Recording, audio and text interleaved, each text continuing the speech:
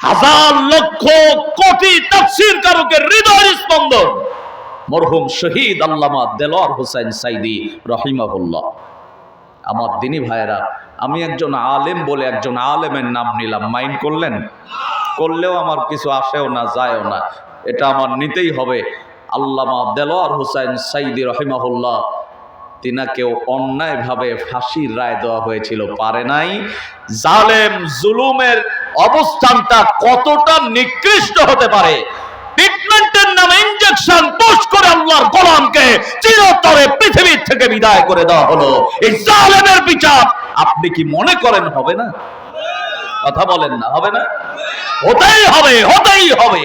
আল্লাহ যেদিন বিচারকের আসনে আসীন হয়ে বসবে, আমরা সবাই আসামির কাঠগড়ায় দাঁড়িয়ে যাব। আজকে যারা বিচারক ওই দিন তারাও হবে আসামি, আজকে যারা আসামি তারাও সেই দিন আসামি। শুধুমাত্র বিচারক হবেন আমার আল্লাহ।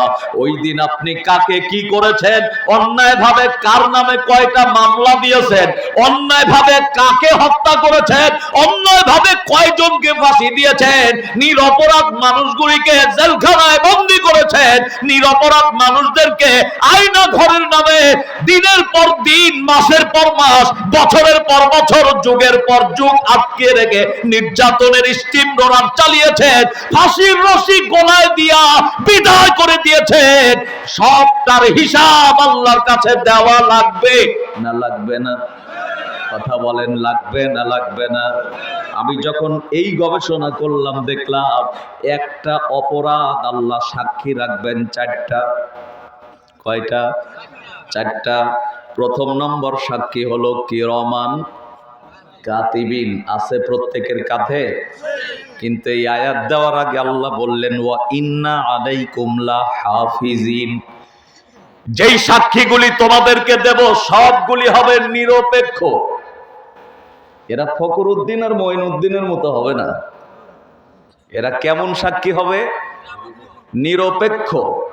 যা করবে তাই তারা বলবে, বাড়ায়াও বলবে না, কমায়াও বলবে না। কিন্তু বাংলাদেশের যেগুলো সাক্ষী, সেগুলিকে পক্ষে না থাকলে হয় জেলে যেতে হয়, না হলে গুম হয়ে যেতে হয়। কথা বলেন ঠিক না ঠিক? এমন সাক্ষী হবে না। আমার প্রিয় ভাইরা খেয়াল করেন, এক নাম্বার সাক্ষীর ব্যাপার আল্লাহ বললেন কিরমান কাতিবিন। আমরা যখন ঘুমাতে যাব তখনও তাদের ঘুম নাই, আমাদের নিদ্রা তন্দ্রা আছে, তাদের তন্দ্রাও নাই, নিদ্রাও নাই। দুই নাম্বার সাক্ষীর ব্যাপারে আল্লাহ পাক বললেন তুমি যে আমল করবে ওই আমলটাই ভালো হলে পক্ষে আর খারাপ হলে বিপক্ষে। কোরআনুল কারীমে আল্লাহ রাব্বুল আলামিন সেই কথাটা বললেন ওয়াবুদিয়াল কিতাবু ফাতারাল মুজরিমিনা মুশফিকিনা মিম্মা ফীহি ওয়া ইয়াকুলুনা ইয়া ওয়াইলাতানা মালি হাযাল কিতাব। আল্লাহু আকবার। কোন বান্দা, ওই যে রাতের আধারে একজনকে চপেটাঘাত করেছিলে, তুমি মনে করেছিলে কেউ দেখে নাই, কিন্তু যিনি দেখেছেন সেটা হলো ওই আমলটাই তোমার বিপক্ষে অবস্থান নেবে।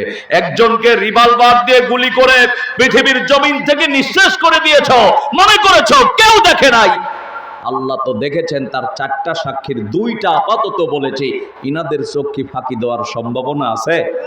কথা বলেন না আছে? যুগে যুগে যত জালিমরা ইসলাম আর মুসলিমদেরকে আঘাত করেছে তার মূলেই ছিল চেয়ার। কথা কন ঠিক না বেটে? ওরা নিজেরা সাক্ষ্য দিত মানুষগুলি ভালো, সেই মানুষগুলি আসলে ভালো ভালো কাজ বাস্তবায়ন করবে, এটাই হলো তার মূল লক্ষ্য। এটা বলে জাতিকে ডিভাইডেড করে দেওয়ার চেষ্টা চালাতো। আজকেও তার ব্যতিক্রম নয়। কথা বলেন ঠিক না বেটে?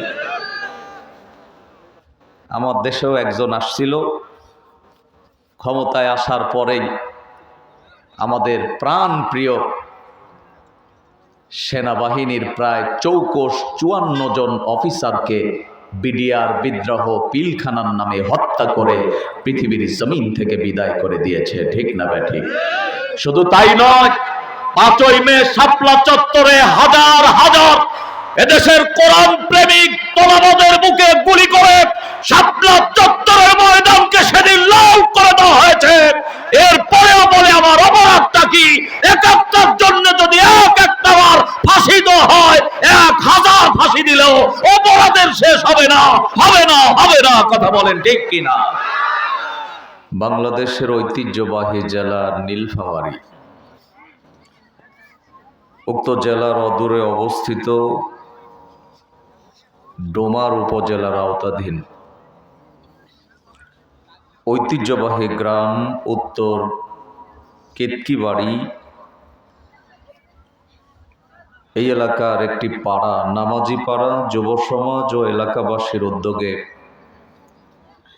11তম বার্ষিক 2 দিনব্যাপী ঐতিহাসিক তাফসিরুল কোরআন মাহফিলের আজকের এই প্রথম রজনীর বিজ্ঞ, অভিজ্ঞ, সুযোগ্য, দায়িত্বপ্রাপ্ত সম্মানিত সভাপতি, বিশিষ্ট সমাজসেবক, খানাই কাবার মেহমান জনাব আলহাজ এমদাদ হোসেন প্রামাণিক, আমরা দোয়া করি আল্লাহ পাক কোরআনের মঞ্চে সভাপতিত্বের বরকতে মৃত্যুকাল পর্যন্ত কোরআনের সাথে ব্যবহৃত থাকার তৌফিক দান করুন, পড়ি আমিন। মনের ভেতর এত হিংসা নিয়ে বসে আছেন, আল্লাহ যদি সভাপতি মহোদয়ের হায়াতে বারাকা দেন, আপনাদের কি অসুবিধা আছে? একটু জবানটা খুলে আওয়াজ করে পড়েন তো আল্লাহুম্মা আমিন। আজকের এই মহতী অনুষ্ঠানের সম্মানিত সহ সভাপতি, প্রধান অতিথি, পৃষ্ঠপোষক সহ সকল দায়িত্বশীল ভাইরা, মঞ্চে উপস্থিত আছেন আমন্ত্রিত মেহমান বৃন্দের এক অংশ, জাতির শ্রেষ্ঠ সন্তান, ইমান ও ইমারতের অতন্ত্র প্রহরী, সময়ের সাহস সন্তান হযরত উলামায়ে কেরাম, এদেশের হীরাখচিত রত্নরাজি, অরুণ পথের তরুণ দল, বিপ্লবী চেতনায় উজ্জীবিত এবং উদ্ভাসিত তাওহীদি জনতার এক অংশ, জাতির কর্ণধার, আগামী দিনের ভবিষ্যৎ, বাংলার দামাল ছেলে, সুপ্রিয় যুবক ভাইরা, স্নেহের কচি ও কাঁচা, পর্দার অন্তরালে অবস্থানরতা, আজকের মাহফিলের অন্যতমা মহিলা শ্রোতা, অনন্য গুণে গুণান্বিতা, আন্তরিকতা সম্পূর্ণা, লাল বাংলা, নীল বাংলা, সাদা বাংলা, কালো বাংলা, গ্রামীণ বাংলা, পল্লী বাংলা, 24-এর এই স্বাধীন বাংলার সম্মানিতা মা এবং বোনেরা, সকলকে জানাই হৃদয়ের গভীর থেকে আবারও সুন্নাত তরিকায় সালাম। সেই সাথে 16ই ডিসেম্বর মহান বিজয় দিবসের আগাম শুভেচ্ছা, প্রাণঢালা অভিনন্দন। আসসালামু আলাইকুম ওয়া রাহমাতুল্লাহি ওয়া বারাকাতুহু। মাহফিলে এসে আপনারা বেজার না খুশি? কম না বেশি? বেশি খুশি হলে কোরআনুল কারীমের তাফসীরের সাথে কথা বলার দরকার আছে না নাই? বলবেন ইনশাআল্লাহ।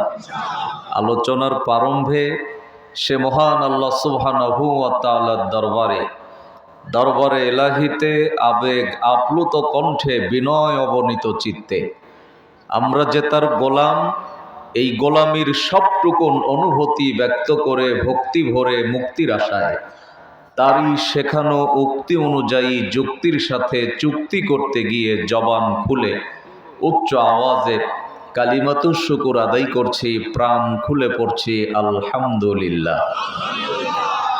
অসংখ্য দরুদ ও সালাম নবিয়ে মুকাররম, যিনি নির্যাতিত, নিপীড়িত, শোষিত, বঞ্চিত, অবহেলিত, পদদলিত, মজলুম জনতার চরম এবং পরম বন্ধু, যার আগমনের ফলশ্রুতিতে জাহিলিয়াতের সমাজে নিজের চিরাচরিত বাপ দাদার আইন কানুনের মুখে লাথি মেরে যে রাসূল ভাঙ্গা স্তূপের ওপরে প্রতিষ্ঠিত করেছিলেন একটি ইসলামিক সমাজ, সে রাসূলের উম্মত হতে পেরে অন্তর্নির্গত দরুদ পেশ করছি। আল্লাহ আমাদের দরুদ এবং দরদকে এক জায়গায় করে নবীজির রওজা মুবারকে পৌঁছিয়ে দিন। সবাই সংক্ষিপ্ত আকারে পড়ে নিচ্ছি সাল্লাল্লাহু আলাইহি ওয়াসাল্লাম। প্রিয় বন্ধুগণ, নীলফামারী ডোমার জলঢাকা এই এলাকায় রাত 10:30 এটা কোনো ব্যাপারই না। কি মনে করেন? অনেকেই ভাবতেছেন মাসুদুর রহমান নতুন মানুষ, কি আলোচনা করবে। একটু অপেক্ষা করেন, আমি আমার জীবনের সব কথা যেমন 10 মিনিটে বলে বুঝাতে পারবো না, আপনারাও 10 মিনিট শুনে আমাকে উপলব্ধি করতে পারবেন না। একজন বলছিল রসগোল্লা হাইরে মিষ্টি, তো পাশের একজন বলতেছে তুই কেমনে বুঝলি? পরের জন আবার উত্তর দিচ্ছে একজন খাচ্ছিল তো তাই। একজন খায়, তাতেই যদি বোঝা যায় রসগোল্লা মিষ্টি, সে যদি খেত তার কাছে মিষ্টি কম লাগতো না বেশি লাগতো? আমি যে আলোচনাটা আপনাদের সামনে করব তা রসগোল্লার চাইতেও সেরা মিষ্টি। বুঝেন নাই? 114টি সূরা, 30টি পারা, 6666 কিছু কম অথবা বেশি আয়াত। এই টোটালটার সমন্বয়ে মানব জাতির হেদায়েতের নেশা, মুক্তির দিশা, জান্নাতের ভিসা করে আল্লাহ একটি মানদণ্ড আমাদেরকে দান করেছেন। সেই কিতাবটার নাম কি? আওয়াজ হয় নাই? নীলফামারীবাসী আর ডোমারবাসীর কাছে এই আওয়াজ, এটা আমি মেনেই নিতে পারি না। আরো আওয়াজ করে বলেন কিতাবটার নাম কি? আমি এই কোরআনুন কারীম থেকে, কোরআনুন হাকিম থেকে বহুল পরিচিত একটি সূরা, কোরআনের 85 নম্বর সূরা সূরাতুল বুরুজ, সেখান থেকে মাত্র 5টি আয়াত তেলাওয়াত করেছি। কয়টা আয়াত? সূরাটির ভেতরে রুকু সংখ্যা 1টি, টোটাল আয়াত 22টি। সূরাটি নাজিল হয়েছে মক্কায়। আমি একটু আপনাদের পরীক্ষা নেই তো, বলেন তো সূরাটার নাম কি? হয় নাই? বলেন। অন্তত আগামীকাল সকালবেলায় চায়ের স্টলে বসে প্রত্যেকেই যেন একথা বলতে পারেন, নাটোর থেকে মাসুদ রহমান এসেছিল, এই সূরা থেকে আলোচনা করে গেছে। মনে থাকবে? সূরাটির নাম, টোটাল আয়াত কতটা, রুকু সংখ্যা, নাজিল হইছে, তেলাওয়াত করেছি 5টি আয়াত।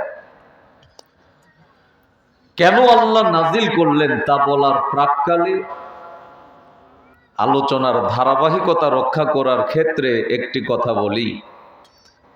এই সূরার শুরুতে আল্লাহ পাক কসম করেছেন 5টা। কয়টা? কসম করলেন কেন? আল্লাহ তো তিনি যিনি হা বললে হালাল হয়, না বললে হারাম হয়। তিনি কথা বললেই তো হয়, কসম কেন? আল্লাহ পাক বলেছেন 5টি কসম করে বক্তব্য দিয়েছি একটি। কয়টি? কসম, বক্তব্য একটি। যেই বক্তব্য দেওয়ার প্রাক্কালে 5 বার কসম করা হয়, বোঝা গেল এই বক্তব্যের ওজন কম না বেশি? কেন আল্লাহ পাক এই সূরাটা নাজিল করলেন, কোন প্রেক্ষাপটে নাজিল করলেন, একটু কান লাগান। আমি শুধু শুরুটা একটু ভেঙে বলি, আলোচনা শুরু হয়ে গেলে আমার বিশ্বাস আপনাদের মজাই লাগবে ইনশাআল্লাহ। নিয়র যে পড়তেছে বৃষ্টির মতো, এটা মনেই হবে না, কারণ কোরআন রসগোল্লার চাইতে অনেক মিষ্টি। ঠিক না ভাই? ঠিক। আল্লাহর হাবিব মুহাম্মদুর রাসূলুল্লাহ সাল্লাল্লাহু আলাইহি ওয়াসাল্লাম পৃথিবীতে জীবিত ছিলেন কত বছর? নবুয়ত পাইছেন কত বছরে? 40 বছর। আল্লাহ পাক নবুয়ত পাওয়ার পরে তার হাবিবকে বললেন, হাবিব, দেরি করার আর সুযোগ নেই। আপনার কাজ হলো আপনি দাওয়াতি মিশনটাকে সামনের দিকে অগ্রসর করার জন্য দাওয়াতি কাজ করেন। সময় 3 বছর, দাওয়াতের ধরন হলো গোপনে। কিভাবে? কথা না শুনলে বুঝবেন না। একটি কথা স্লিপ হয়ে গেলে বাকি আলোচনা বোঝা কঠিন হবে। হাতে গোনা কয়েকজন লোক কালেমা পড়ে মুসলমান হয়েছিল, তার ভেতরে হযরতে আবু বকর সিদ্দিক রাদিয়াল্লাহু তাআলা, হযরতে ওমর ফারুক রাদিয়াল্লাহু তাআলা, হযরতে আলী কাররামাল্লাহু ওয়াজহাহু, হযরতে খাদিজা বিনতে খুয়াইলিদ রাদিয়াল্লাহু তাআলা, হযরতে যায়েদ বিন হারেসা রাদিয়াল্লাহু তাআলা। এমন হাতে গোনা কয়েকজন। 3 বছর সময় হয়ে গেল, লোকেরা অল্প সংখ্যক মুসলিম, বাধা দেওয়ার ধরনটা তাফসীরের ভেতরে আসছে একটু গালি দেওয়া, একটু কটাক্ষ করা, ছোট করে কথা বলা। বর্তমান প্রেক্ষাপটে কোরআনের দাওয়াত দিতে গেলে মনে হয় এ ধরনের কোনো বাধা আর নাই। আছে? বাধা নাই? আল্লাহ বললেন, নবী দাওয়াত আর গোপনে হবে না, এবার আপনার দাওয়াত হবে প্রকাশ্যে। সময় 2 বছর, দাওয়াত প্রকাশ্যে। আল্লাহর নবী দাওয়াত শুরু করলেন। লোকেরা দলে দলে কালেমা পড়ে মুসলিম হতে লাগলেন। কাফেরদের সহ্য হলো না, বাধাটা ব্যাপক হারে বেড়ে গেল। আল্লাহর নবী সাল্লাল্লাহু আলাইহি ওয়াসাল্লাম মসজিদুন নববীতে তিনি বসে আছেন। সাহাবায়ে কেরাম গিয়ে রাসূলুল্লাহকে প্রশ্ন করলেন, ইয়া রাসূলুল্লাহ, এত নির্যাতনের কারণটা কি? আমাদের অপরাধটা কি? সাহাবায়ে কেরামদের ঈমানের পাওয়ারটা লো হয়ে যাচ্ছিল। আল্লাহ পাক ঠিক সেই সময় কোরআনের 22টি আয়াতের সমন্বয়ে একটি রুকুর মাধ্যমে কোরআনের 85 নম্বর সূরা সূরাতুল বুরুজ তার হাবিবের শানে আল্লাহ নাজিল করে সাহাবায়ে কেরামদের ঈমানের দৃঢ়তা, প্রশস্ততা আল্লাহ পাক বৃদ্ধি করে দিলেন। সুবহানাল্লাহ। তাহলে মূল কথা আমরা শুনে ফেললাম। এবার আমাদের 5টি কসম জানা লাগবে, একটি বক্তব্য জানতে হবে। 3 নাম্বার হলো এই কথাটা কেন শুনবেন, এই কোরআনের কথা। আমি আমার গবেষণায় প্রায় 36টি পয়েন্ট কোট করেছি যে 36টি কারণে এ জাতিকে কোরআন শুনতেই হবে। রাজি আছেন? কয়টা পয়েন্ট? সব বলবো না, 2-4টা বলে সাইজ মতো মূল আলোচনায় যাব। 12টার ভেতরে এই আলোচনা আখেরি মোনাজাতের মাধ্যমে সমাপ্ত করব ইনশাআল্লাহ। কষ্ট পাবেন? তাহলে কোরআনকে প্রশ্ন করি, এই মানুষগুলি আরামের ঘুমকে হারাম করে লেপ অথবা কম্বলের উষ্ণতার থেকে দুরভিত হয়ে আল্লাহ তোমার কোরআন শোনার জন্য এখানে বসেছে, কারণটা কি? জবাব আছে প্রশ্ন করলে? আল্লাহ রাব্বুল আলামিন বলেন, লোকেরা জানতে চেয়েছে কেন তারা কোরআন শুনবে।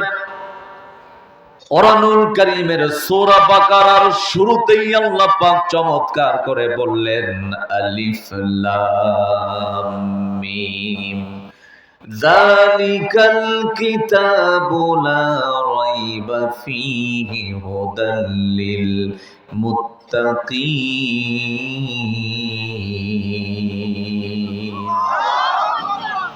একটি আয়াত পড়া শেষ হবে যখন, আমি আমার শাহাদাত আঙ্গুলি দ্বারা আপনাদেরকে ইশারা করব, তখন ইশারা করব যখন, চিৎকার মেরে আল্লাহু আকবারের আওয়াজ দেবেন তখন, এই কর্মসূচি চলবে ততক্ষণ, আখেরি মোনাজাত হবে না যতক্ষণ।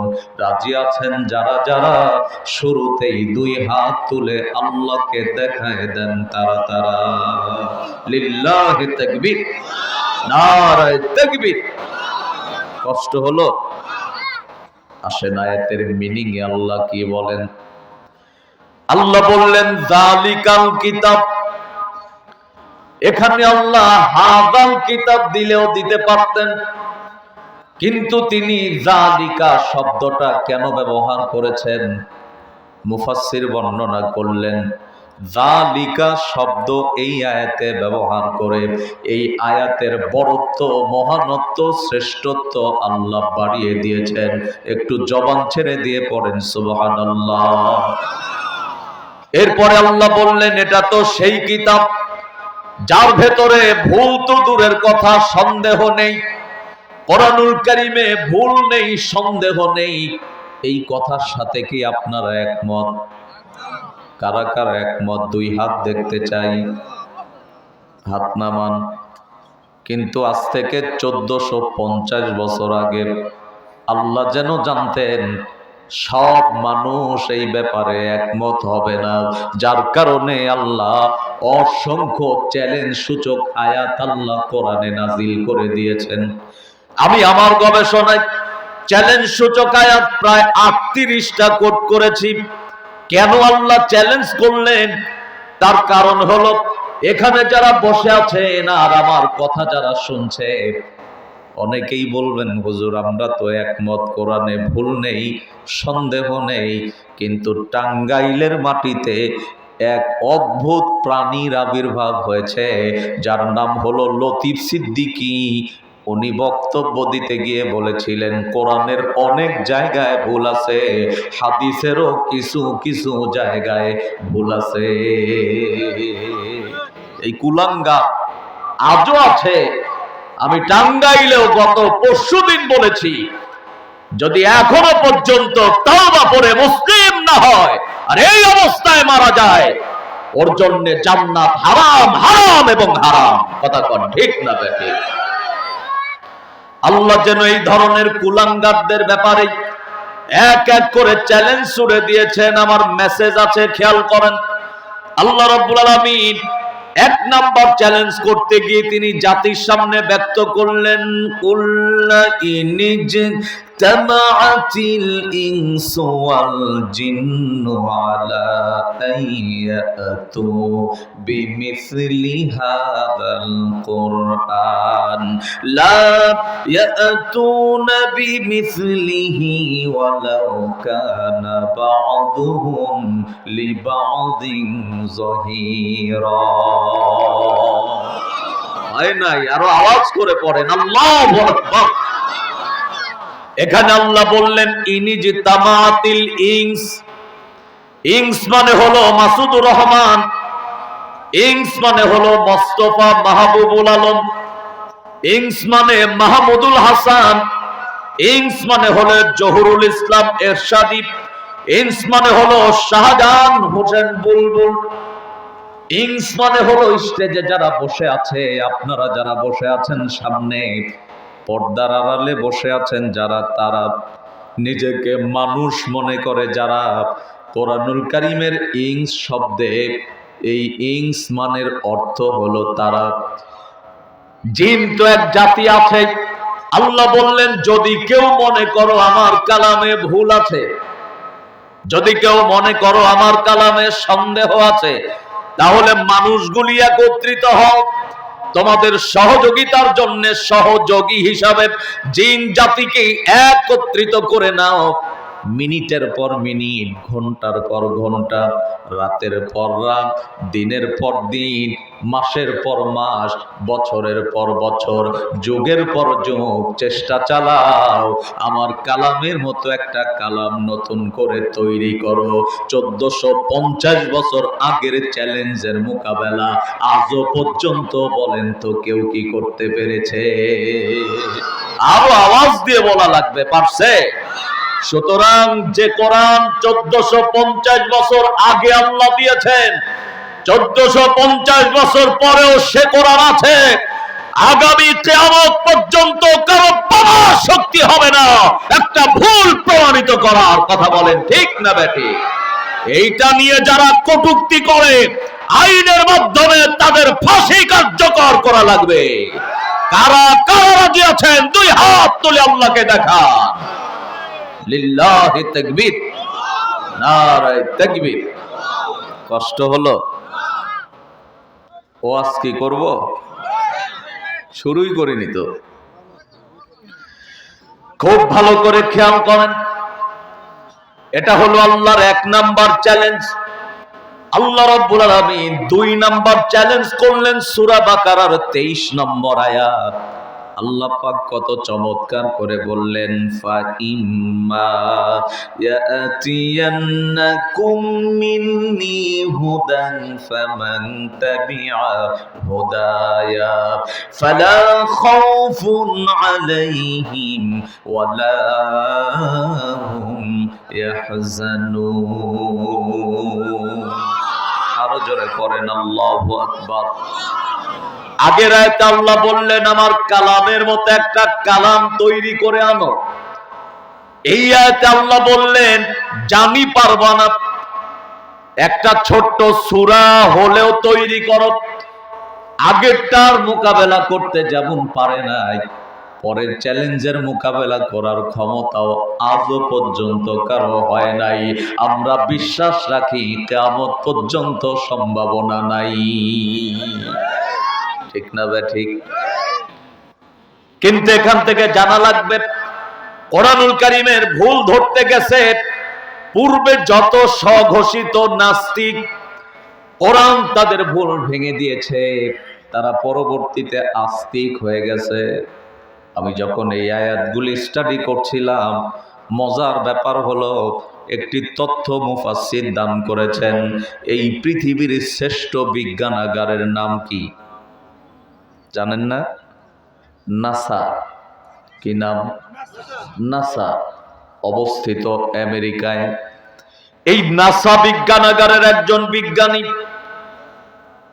যাতে খ্রিস্টান, গ্রিক ভাষা ভালো বুঝে, আরবি ভাষা ভালো বুঝে, ইংলিশ তো বুঝেই, মুসলিমদেরকে দেখলেই তিনি শুধু কটাক্ষ করে কথা বলে, ছোট করে কথা বলে।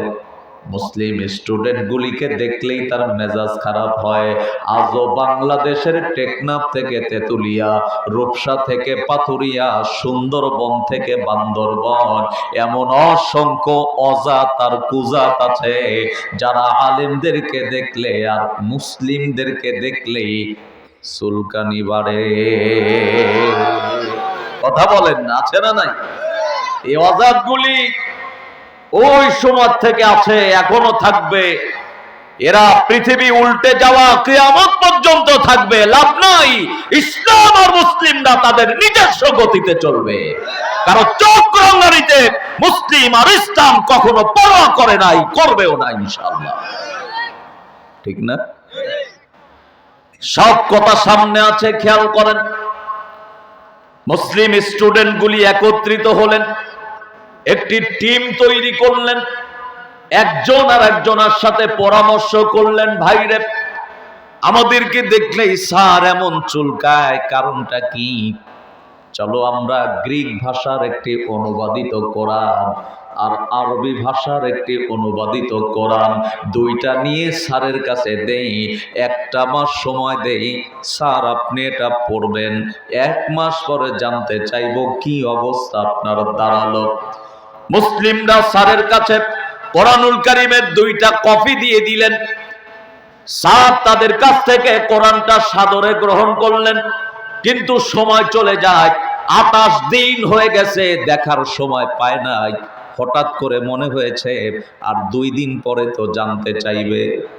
উনি কোরআনটা খুললেন, শুরুতেই তিনি 1 নম্বরে দেখলেন যেই কিতাবটা পড়বেন, কিতাব নিজেই চ্যালেঞ্জ দিচ্ছে, আমার ভেতরে কোনো ভুল তো দূরের কথা, সন্দেহ নাই। আল্লাহু আকবার বলেন। উনি অবাক হয়ে গেলেন। এরপরে কোরআনুল কারীমের সূরা বাকারার 23 নম্বর আয়াতে গিয়ে দেখলেন চ্যালেঞ্জ সূচক আয়াত, ফা ইম্মা ইয়াতিয়ান্নাকুম মিন্নি হুদান ফামান তাবিআ হুদায়া ফালা খাউফুন আলাইহিম ওয়ালা হুম ইয়াহজানুন। যদি পারো আমার কালামের মতো একটা সূরা তৈরি করে দেখাও। স্যার অ্যাস্টনেস্ট হয়ে গেলেন, অবাক হয়ে গেলেন। এবার তিনি ভাবলেন আর কি পাওয়া যায়। পরের অংশে গিয়ে তিনি আবারও পেয়ে গেলেন, কুল্লা ইনিজতামাতিল ইনস ওয়াল জিন আলা আইয়াতু বিমিথলি হাদাল কুরআন। বান্দারে, যদি মনে করো আমার কালামে ভেজাল আছে, তাহলে কোরআনের মতো একটা কোরআন তোমরা তৈরি করো। এই তিনটা আয়াত দেখে নাসা বিজ্ঞানাগারের বিজ্ঞানী অবাক হয়ে গেলেন, আর মনে মনে ভাবলেন এটা কোন কিতাব, যেই কিতাব লেখার আগেই চ্যালেঞ্জ ছুড়ে দেয়। আমি আমার জীবনে কত ধরনের কিতাব পড়েছি, কোনদিন তো লেখক তার শুরুতেই এমন চ্যালেঞ্জ দিয়েছে আমি এই কিতাবের আগে আর কোন কিতাব দেখি নাই। আমার মন বলতেছে এটা সাধারণ কোন মানুষের কিতাব হতে পারে না। 30 দিন হয়ে গেছে, স্টুডেন্টরা চলে আসছে, স্যারকে গিয়ে প্রশ্ন করলেন, স্যার জানতে চাই আমাদের এই কিতাব সম্পর্কে আপনার কি ধারণা, মন্তব্যটা করেন। স্যার এবার আবেগ আপ্লুত হয়ে বললেন, আমি 3টা আয়াত পড়েছি, আমার অবাক লেগেছে। আমি তো ওই সময় স্বীকারোক্তি দিয়েছি এটা সাধারণ কোনো কিতাব নয়। আমি মনে মনে ভাবতেছি এটার লেখক কে?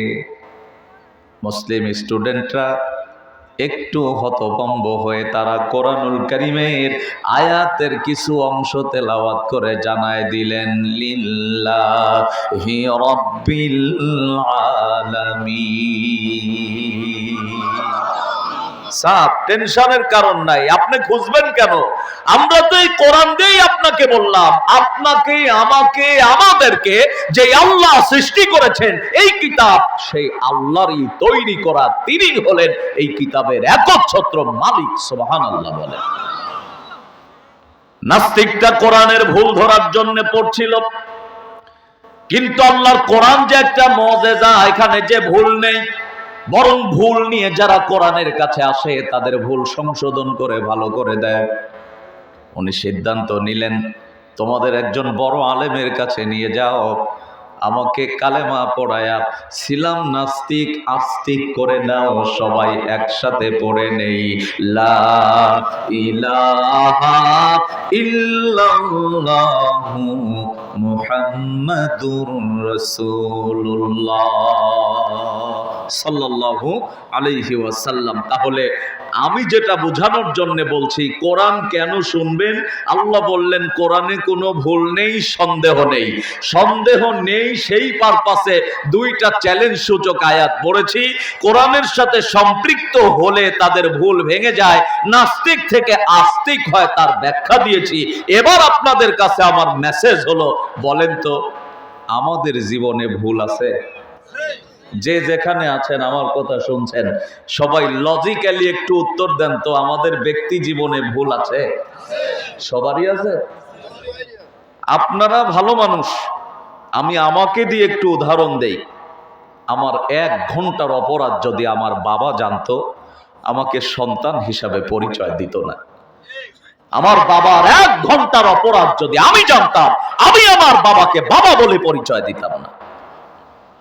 আমি মনে করি সবার অবস্থান এক, ঠিক না? তাহলে 1 নাম্বার মেসেজ ঠান্ডা মাথায় বুঝে নেন, কোরআনে ভুল নেই, সন্দেহ নেই। আমাদের ব্যক্তি জীবনে ভুল, ব্যক্তি জীবন কোরআন দিয়ে চলুক, এটা কি আমরা চাই? কথা বলেন, চাই? পারিবারিক জীবনের ভুল আছে, পারিবারিক জীবনের ভুল সংশোধনের জন্য কোরআনের দরকার আছে না নাই? কোরআন যদি পারিবারিক জীবনে চলে, পারিবারিক জীবনের ভুল যিনি পরিশুদ্ধ করে দেবেন তিনি কে? আন্তর্জাতিক ময়দানে ভুল আছে না নাই? যুদ্ধনীতি, বন্দিনীতি, সন্ধিনীতি, স্বরাষ্ট্রনীতি, পররাষ্ট্রনীতি, সকল ক্ষেত্রে ভুল আছে। আল্লাহ বললেন আমার কোরআন দিয়ে সব চলবে, সব আমি আল্লাহ ভালো করে দেব। সুতরাং শুধু রাজনীতিটা বাদ দিয়ে, না ওটাও কোরআন দিয়ে চলবে নাকি? কি মনে করেন? সব যদি চলে কোরআন দিয়ে, তাহলে রাজনীতিও চলবে কোরআন দিয়ে। সব কোরআন আছে যেখানে, আমরা আছি সেখানে, ঠিক না ব্যাটি? কোরআন নেই যেখানে, আমরা নেই সেখানে। এ ব্যাপারে আপনারা কি একমত? কারা কারা একমত? 2 হাত তুলে দেখান। লিল্লাহি তাকবীর, নারায়ে তাকবীর। এটা হলো আমার 1 নাম্বার পয়েন্ট। তাহলে কোরআন শোনার দরকার আছে। তাই তো আল্লাহ বললেন কোরআন আমার বাণী, আমরা কেহ মানি কিংবা কেহ নাহি মানি, আল্লাহ বলেন যে মানবে আমার কোরআন খানি, সমাজে থাকবে না তার কোন গ্লানি। আল্লাহ রব্বুল আলামিন দোজখের আগুনকে আমাদের জন্য করে দেবেন একেবারে পানি। কার কথা? কোরআনুল কারীমে আল্লাহ রাব্বুল আলামিন বলেন, কিতাবুন উনজিলা ইলাইকা লিতুখরিজান নাসা মিনাজ যুলুমাতি ইলান নূর। বাঁকা পথ থেকে সোজা পথে, জাহান্নাম থেকে জান্নাতের দিকে তুলে দেওয়ার জন্য আমি আল্লাহ নাজিল করেছি কোরআন নামক পণ্য। যারা মানবে না আমি তাদেরকে আমার বান্দা আর বান্দি হিসাবে করব না গণ্য, আর যারা মেনে নেবে আমি তাদেরকে ভালোবেসে আমার প্রিয় বান্দা আর বান্দি হিসাবে করব গণ্য। আখিরাতের আদালতে কোরআনের শাফায়াতে আমি আল্লাহ পাক এদেরকে জান্নাত দিয়ে করব ধন্য। কার কথা? তাহলে এক নাম্বার কোরআন শুনবো, নিজের ভুল, পারিবারিক জীবনের ভুল, রাজনৈতিক অঙ্গনের ভুল, যুদ্ধনীতি, বন্দিনীতি, সন্ধিনীতি, স্বরাষ্ট্রনীতি, পররাষ্ট্রনীতি, সকল ক্ষেত্র এবং দিক এবং দিগান্তর যেখানেই ভুল সেখানেই কোরআন পরিশুদ্ধ করবেন কে? দরকার আছে। এক নাম্বার পয়েন্ট এখানেই সমাপ্ত করলাম। বুঝা যায় ওয়াজ? বুঝা যায় ভাই? আমার ভাষা কি বুঝেন আপনারা? একজন বলছিল বন্ধুর বাড়ি নোয়াখালী, শুনছনি নানি? নোয়াখাইলা বন্ধু আমার পানি রে কয় হানি। এই নীলফামারীর পানি বাপ নোয়াখালীতে যে কি হয়? হানি। আর বিশেষজ্ঞগণ বলেছেন এভরি 5 কিলোমিটার পর পর ভাষার চেঞ্জ হয়। আমি নাটোরের মানুষ, আপনারা বৃহত্তর নীলফামারী জেলার মানুষ। আমার সব কথা আপনারা বুঝবেন এটা তো আমি আশা করি না, তারপরেও চেষ্টা চালাচ্ছি যেন আমার কোনো কথা আপনাদের বুঝতে অসুবিধা না হয়। যেখানে অসুবিধা হবে ওই জায়গায় মিস কল দেবেন, কল ব্যাক হবে, নেটওয়ার্কের প্রবলেম হবে না, অ্যাকাউন্টের ব্যালেন্সও কাটবে না। বুঝেন নাই? এক নাম্বার পয়েন্ট এখানেই শেষ করলাম। এবার আমরা বললাম আল্লাহ 2 নাম্বার কি কারণে আমরা কোরআনুল কারীমটা শুনবো। আল্লাহ রাব্বুল আলামিন সূরা আনআম 155 নম্বর আয়াতটা দলিল সাব্যস্ত করে জানায় দিলেন, ওয়া হাযা কিতাবুন আনজালনাহু মুবারাকুম ফাত্তাবিউহু ওয়াত্তাকু লাআল্লাকুম তুরহামুন। কার কথা? আয়াতের মিনিং এর দিকে খেয়াল করেন। আল্লাহ বললেন হাদাল কিতাব। কিতাব দ্বারা আল্লাহ এখানে বাইবেলকে বুঝান নাই, নোবেলকে বুঝান নাই, রামায়ণকে বুঝান নাই, ত্রিপিটককে বুঝান নাই, Old Testament, New Testament, Zend Avesta, Gita এগুলিকে বুঝান নাই। কিতাব দ্বারা আল্লাহ মুকাম্মেল নিজামে হায়াত, পবিত্র কালাম, ঐশী কিতাব কোরআনুল কারীমটাকে বুঝালেন আর বললেন আনজালনা, এটা আমি আল্লাহ নাজিল করেছি। কে নাজিল করছে? দুনিয়ার কোন আজা বাবা, খাজা বাবা, দয়াল বাবা, কেবলা কাবা, গাজা বাবা, কলকে বাবা, লেংটা বাবা, ভণ্ড বাবা, তালা বাবা, সালা বাবা, হুহু বাবা, কুকু বাবা, কোন বাবার বাবা কেবলা কাবা কোরআন নাজিল করেন নাই। কোরআন যিনি নাজিল করেছেন একটু আওয়াজ করে বলেন না তিনি কে? আরো জোরে বলেন কে? সুতরাং আজকে এমন অসংখ্য ভক্ত আছে যেখানে কোরআন নাই, হাদিস নাই, শুধু আছে হু আর হু। কথা বলেন।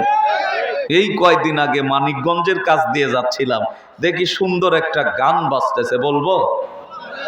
বলি, যা আসবে ছেড়ে দেওয়া দই নাই ইনশাআল্লাহ। এতে যদি রাত 1টাও বাজে অসুবিধা আছে? চলবে না? কি সুন্দর করে বলতেছে, দয়াল মুর্শিদ পরশমণি গো লোহারে বানাইছে কাঞ্চা সোনা। আর মুর্শিদের বাবার ক্ষমতা আছে লোহাকে কাঞ্চা সোনা বানায়।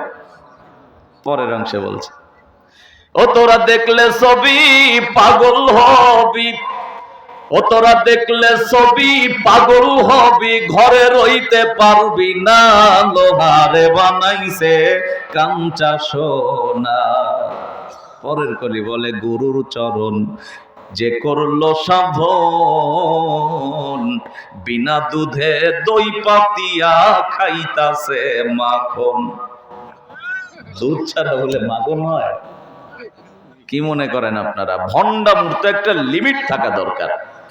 সাইজ কি? গুরুর চরণ, গুরুর চরণ যে করলো সাধন, বিনা দুধে দই পাতিয়া খাইতাছে মাখন। সেই সে মাখন কর ভক্ষণ, সেই সে মাখন কর ভক্ষণ, ভব ক্ষুধা থাকবে না, লোহারে বানাইছে কাঞ্চা সোনা। নাউজুবিল্লাহ বলেন। আমি বলি ভণ্ড, যদি তোরা না পারিস তা আমাদের কাছে আয়, আমরা এগুলি কিছু বোনাস দিয়ে দেব। যদি গাইতে হয় এইভাবেই গাওয়া লাগবে। আমার নবী পরশমণি গো, আমার রাসূল পরশমণি গো, লোহারে বানাইছে খাঁটি সোনা। ঠিক কিনা? ও তোরা দেখলে ছবি পাগল হবি, ও তোরা দেখলে ছবি পাগল হবি, ঘরে রইতে পারবি না, লোহারে বানাইছে খাঁটি সোনা। আমার নবী পরশমণি গো, আমার রাসূল পরশমণি গো, লোহারে বানাইছে খাঁটি সোনা। ঠিক কিনা? আল্লাহ বললেন আনজালনা, মনে আছে? কোন হুহু বাবার কুকুকা বাবা নাজিল করেন নাই, নাজিল করেছি আমি আল্লাহ। কেন নাজিল করলেন? পরের অংশে বললেন মুবারাকা।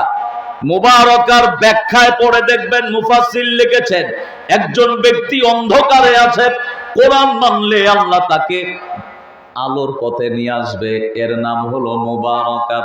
একজন ব্যক্তি জাহান্নামের রাস্তায় আছে, কোরআন মানলে আল্লাহ তাকে জান্নাতের রাস্তা দেখাবেন, এর নাম হলো মুবারাকা। একজন ব্যক্তি বদ সঙ্গে লিপ্ত আছে, কোরআন মানলে আল্লাহ তাকে সৎ সঙ্গ দান করবেন, এই টোটালটার নাম হলো মুবারাকা। তবে আল্লাহ শর্ত দিয়েছেন, এক নাম্বার শর্ত, বান্দা আর বান্দি অনুসরণ করা লাগবে, অনুকরণ করা লাগবে। আর দুই নাম্বার শর্ত, জীবনের সকল ক্ষেত্রে ভয় করা লাগবে আল্লাহকে। কাকে? আমরা ভয় করি কাকে? বলেন না কাকে?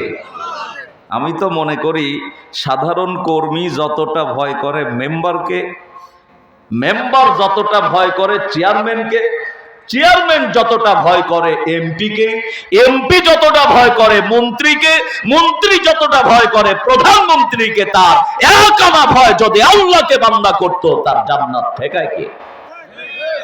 অন্তরে ঈমানি চেতনা নিয়ে আসবেন। আর আমরা কর্মীরা মেম্বারকে ভয় করতে চাই না। রাজি আছেন?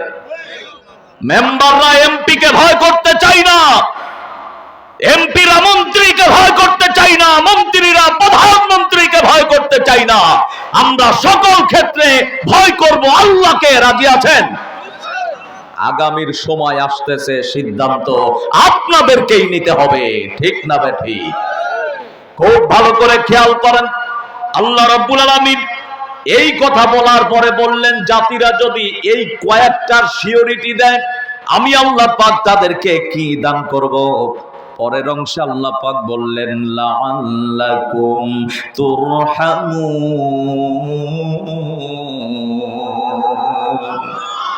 কার কথা? আল্লাহ বললেন, বান্দা যদি আমাকে ভয় করে আর কোরআনুল কারীমটাকে মানে, সর্ব অবস্থায় ইত্তেবা আমার কালামের দিকেই রাখে, আমি তাদেরকে আকাশ আর জমিনের যাবতীয় রহমত আর বরকতের দরজাটা উন্মুক্ত করে দেব। আমার দুই নাম্বার প্রশ্ন হলো, আল্লাহ আরামের ঘুমটা হারাম করে দিয়ে কোরআন কেন শুনবো?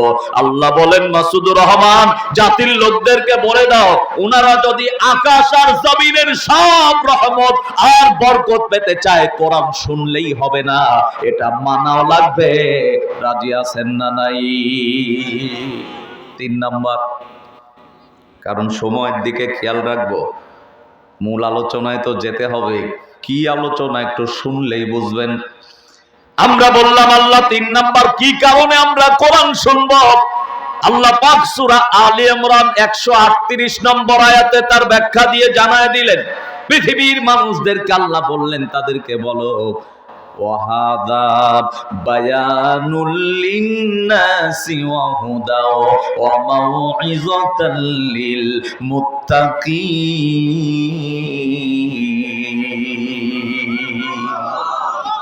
বায়ান, কোরআন হলো বায়ানের কিতাব, কোরআন হলো ওয়াজের কিতাব, কোরআন হলো নসিহতের কিতাব। কিন্তু আজকে দুঃখ লাগে, কিছু মানুষ কোরআন দিয়ে নসিহত দেবে এটাও পছন্দ করে না, কোরআন দিয়ে বায়ান হোক এটাও পছন্দ করে না। বাধা আর বাধা। আমি বলি যেই বক্তব্যে কোরআন নেই সেই বক্তব্য শোনা জায়েজ নেই। কথা কি বুঝলেন? তাহলে আমরা মরলেও কোরআনের সাথে, বাঁচলেও কোরআনের সাথে। এটা কারো বাবার পৈতৃক সম্পত্তি নয়। আল্লাহর কোরআন আল্লাহর দেখানো পথ অনুসারেই চলবে। মাসুদুর রহমানের মতো করে নিলে হবে না, মোস্তফা মাহবুবুল আলমের মতো করে নিলে হবে না। কোরআন যেভাবে বক্তব্য দিয়েছে জাতির সামনে সেইভাবে বক্তব্য দিতে হবে। কথা কোন ঠিক না বেঠিক?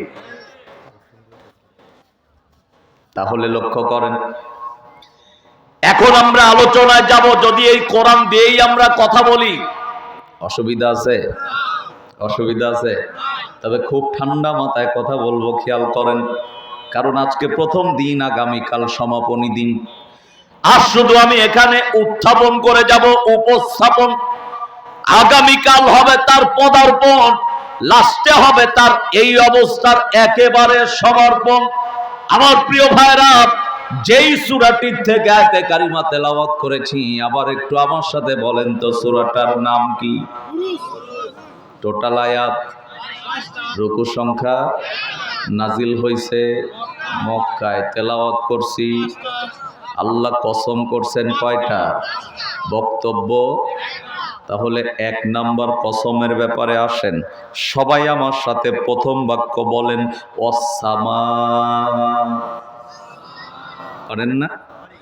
সবাই বলেন ওয়াসসামা। সামা মানে কি? কি সামা মানে? আকাশ। সামা মানে আকাশ। আকাশ আছে না? তো তাফসীর শুধু শুনবেন না তো, এটা দেখবেন। আমরা বললাম আল্লাহ সামা মানে আকাশ। এই আকাশটা সৃষ্টি করছে কে? আপনাদেরকে বলি নাই, আপনারা যে এই কথা বলবেন, আল্লাহ কোরআনুল কারীমের ভেতরে সেই তথ্য দান করেছেন যে তোমরা যখন লোকদের সামনে বলবে আকাশ সৃষ্টি করেছে কে, তারা জানবে না, বুঝবে না, কিন্তু এক বাক্যে হৃদয়ের সমস্ত শক্তি উজাড় করে জিহ্বার আগায় নিয়ে বলবে আকাশ সৃষ্টি করেছেন আল্লাহ। কোথায়? সূরা লুকমান 25 নম্বর আয়াত। আল্লাহ রাব্বুল আলামিন আকাশ সৃষ্টি করেছেন কে তার ব্যাখ্যা দিতে গিয়ে বললেন, পৃথিবীর লোকদেরকে বলো আকাশটা আমি আল্লাহ সৃষ্টি করেছি। এটা তারা জানে না, কিন্তু মনের অজান্তেই বলে ফেলছে। কোরআন বলছে, ওয়ালা ইন সাআলতাহুম মান খালাকাস সামাওয়াতি ওয়াল আরদ। জোরে পড়েন আল্লাহু আকবার। ওদেরকে যদি বলো আকাশ আর জমিন কে সৃষ্টি করছে, বান্দাগুলি এক বাক্যে হৃদয়ের দিল থেকে বলবে আল্লাহ। কিন্তু কোথায়, কোন ভাবে, তার দলিল তারা জানে না। এরপরে আল্লাহ বললেন আমি যে সৃষ্টি করছি, নিজেই তার দলিল দিয়ে জানায় দিলেন, লা ইয়াকুলুন্নাল্লাহ।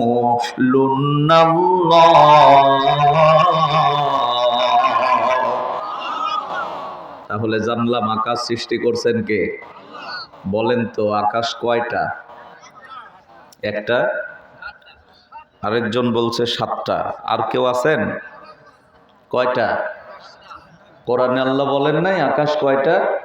সূরা মুলক 3 নম্বর আয়াত। সূরার নাম কি? মুলক। এটি কোরআনের 29 নম্বর পারার শুরুতেই আল্লাহ এই সূরাটা দান করেছেন, আয়াত নম্বর 3।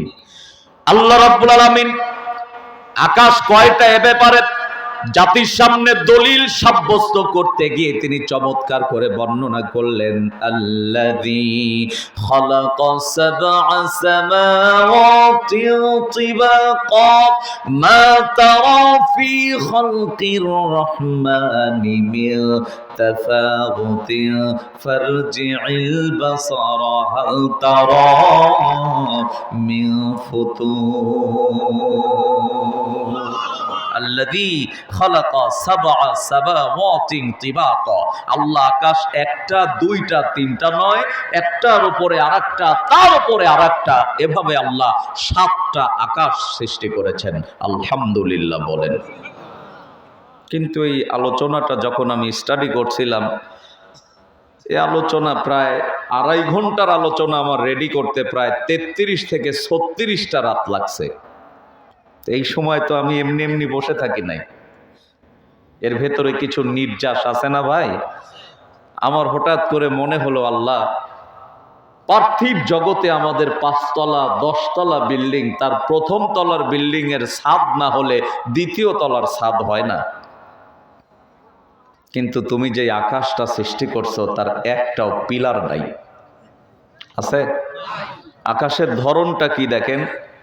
যারা আমাকে দেখতেছেন, সোজা যদি দৃষ্টিপাত করেন 100 কিলোমিটার, মনে হবে ওই 100 কিলোমিটার দূরে গিয়ে একজনের ঘাড়ের উপরে আরেকজন দাঁড়ালেই হাত দিয়ে আকাশটা ধরা যাবে, মনে হয় না? পেছনের দিকে যদি তাকান একই, ডানের দিকে যদি তাকান ঠিক একই অবস্থান, বামের দিকে যদি তাকান ঠিক একই অবস্থান। চলে যান, আপনার দৃষ্টি যত দূরে যায়, ওইখানে গিয়ে আপনারা আজকের এই নামাজি পাড়া এই জায়গায় আকাশটা যত দূরে দেখতেছেন, ডানে বামে সামনে পেছনে যত দূর দৃষ্টি যায়, ওই জায়গায় গিয়ে আকাশের অবস্থানটা ঠিক একই দেখতে পাবেন।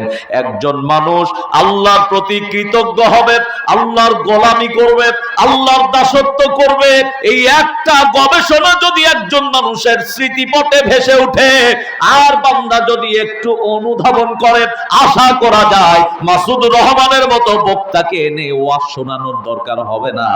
এই বান্দা হোক আর বান্দি হোক, হেদায়েত পেয়ে বাকি জীবন তারা আল্লাহ ওয়ালা হয়ে যাবে। কথা বলেন ঠিক কিনা? ভুল বললাম? তাই তো আমি অনেক আগে লিখেছিলাম, কোরআন না পড়িয়া যে গেল মরিয়া, কবরে থাকবে একা একা, কেউ না দিবে তারে দেখাও মুমিন ভাই, কেউ না দিবে তারে দেখা। কোরআন না পড়িয়া যে গেছে মরিয়া, কবরে থাকবে একা একা, কেউ না দিবে তারে দেখাও মুমিন ভাই, কেউ না দিবে তারে দেখা। ঠিক না বে ঠিক? শোনো ভাই মুআল্লিম, কোরআনের দাও তালিম, কোরআনের ছোঁয়া লাগিলে পালায়া যাইবে জালিম রে, পালায়া যাইবে জালিম। ঠিক কিনা? শোনো ভাই মুআল্লিম, কোরআনের দাও তালিম, কোরআনের ছোঁয়া লাগিলে পালায়া যাইবে জালিম রে, পালায়া যাইবে জালিম। ভাবছো তুমি কোরআন পড়ে যাবে একা জান্নাতে চলে, আখেরে সবই তোমার ফাঁকা, কেউ না দিবে তোমায় দেখাও মুমিন ভাই, কেউ না দিবে তোমায় দেখা। বলেন, কোরআন না পড়িয়া যে গেল মরিয়া, কবরে থাকবে একা একা, কেউ না দিবে তোমায় দেখাও মুমিন ভাই, কেউ না দিবে তোমায় দেখা। ঠিক আছে? আকাশ কয়টা? 7টা। এখন এই 7টা আকাশ নিয়ে আমি অসামার ব্যাখ্যায় আছি, খুব ভালো করে খেয়াল করেন। যত সামনে যাবে আপনাদের ভালোই লাগবে। মনে করতেছেন হুজুর মনে হয় আর কিছু বলবে না, কত যে কথা আমার ভেতরে আছে, এটা দেশি বিদেশি পর্যায়ক্রমে সাপ্লাই হবে ইনশাআল্লাহ। কষ্ট হচ্ছে ভাই? কষ্ট হচ্ছে? 5 তলা বিল্ডিং এখানে যদি করেন, প্রথম তলার ছাদ দেবেন, পিলার ছাড়া কি ছাদ হয়? আমি আমার গবেষণায় দেখলাম 2.5 ইঞ্চি পুর থেকে শুরু করে 11.5 ইঞ্চি মোটা পর্যন্ত ছাদের ঢালাই বাংলাদেশে হয়। এটা আমি অনুধাবন করেছি। এর বেশি মোটা বিল্ডিং আমি পাই নাই। আপনারা পাইছেন? আমার খুব ইচ্ছা হলো, আল্লাহ, একটির ওপরে আরেকটি, তার উপরে আরেকটি, তুমি 7টা আকাশ তৈরি করলে, এই আকাশ এক একটার ছাদের ঢালাইয়ের পুরুত্ব কত? আমি তাফসির নিয়ে বসে গেলাম। কোরআনুল কারীমের বিশেষ এক তাফসির, নাম হলো তাফসিরে মজিহুল কোরআন। মুফাসসির সেখানে বর্ণনা করলেন, মাসুদুর রহমান জানায় দাও, 30,000 লক্ষ কোটি স্কয়ার মাইল এক একটা ছাদের ঢালাইয়ের পুরুত্ব। আপনাদের আল্লাহু আকবারের ভাবে মনে হলো এই নামাজি পাড়ায় এরম বিল্ডিং অনেক আছে নাকি? শুধু তাই নয়, 30,000 লক্ষ মাইল স্কয়ার ফিট এক একটা ছাদ ঢালাইয়ের পুরুত্ব, আকাশের ঢালাইয়ের।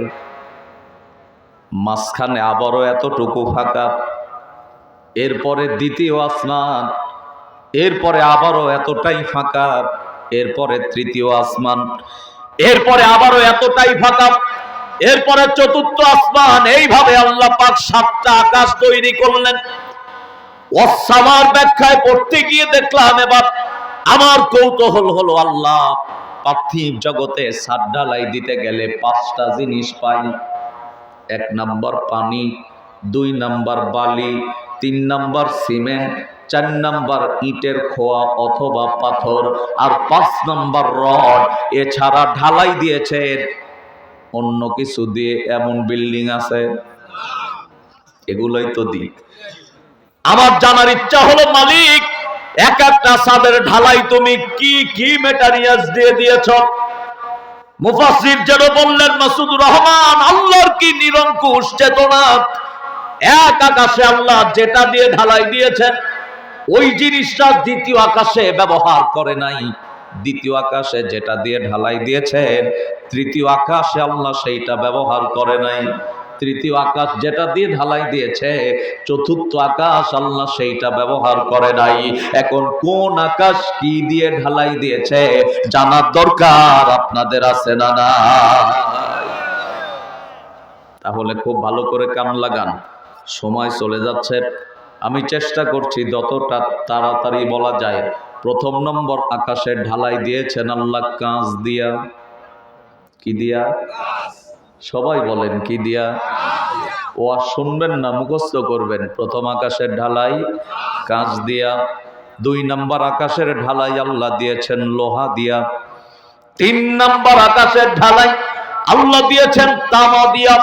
4 নম্বর আকাশের ঢালাই দিয়েছেন অরিজিনাল রূপা বা চাঁদি দিয়া। 5 নম্বর আকাশের ঢালাই আল্লাহ দিয়েছেন সোনা দিয়া। 6 নম্বর আকাশের ঢালাই আল্লাহ দিয়েছেন ইয়াকুত নামক পাথর দিয়া। 7 নম্বর আকাশের ঢালাই আল্লাহ দিয়েছেন মারমার নামক এক জাতীয় সাদা ধবধবে পাথর দিয়া। তাফসিরে কুরতুবির বর্ণনায় আল্লামা ইমাম কুরতুবি রাহিমাহুল্লাহ লিখেছেন, 7ম আকাশের ঢালাই আল্লাহ দিয়েছেন হীরা দিয়া। আল্লাহু আকবার বলবেন না? মনে থাকবে? কয়টা আকাশ? 7টা। 7 আকাশের ঢালাই আল্লাহ 7টা জিনিস দিয়ে দিলেন। আমি আবারও একটু রিপ্লে করি আপনাদের মনে থাকার জন্যে। 1ম আকাশ কাঁচ, 2য় আকাশ লোহা, 3য় আকাশ তামা, 4র্থ আকাশ রূপা বা চাঁদি, 5ম আকাশ অরিজিনাল সোনা, 6ষ্ঠ আকাশ ইয়াকুত নামক পাথর, 7ম আকাশ মারমার নামক সাদা ধবধবে পাথর।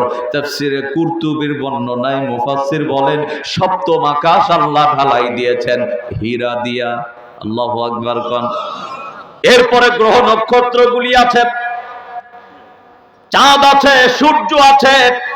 এই চাঁদ আর সূর্যের কয়েক হাজার ডজনকে খেতে পারে এমন অসংখ্য ব্ল্যাক হোল আল্লাহ পাক এর ভেতরে দান করেছেন।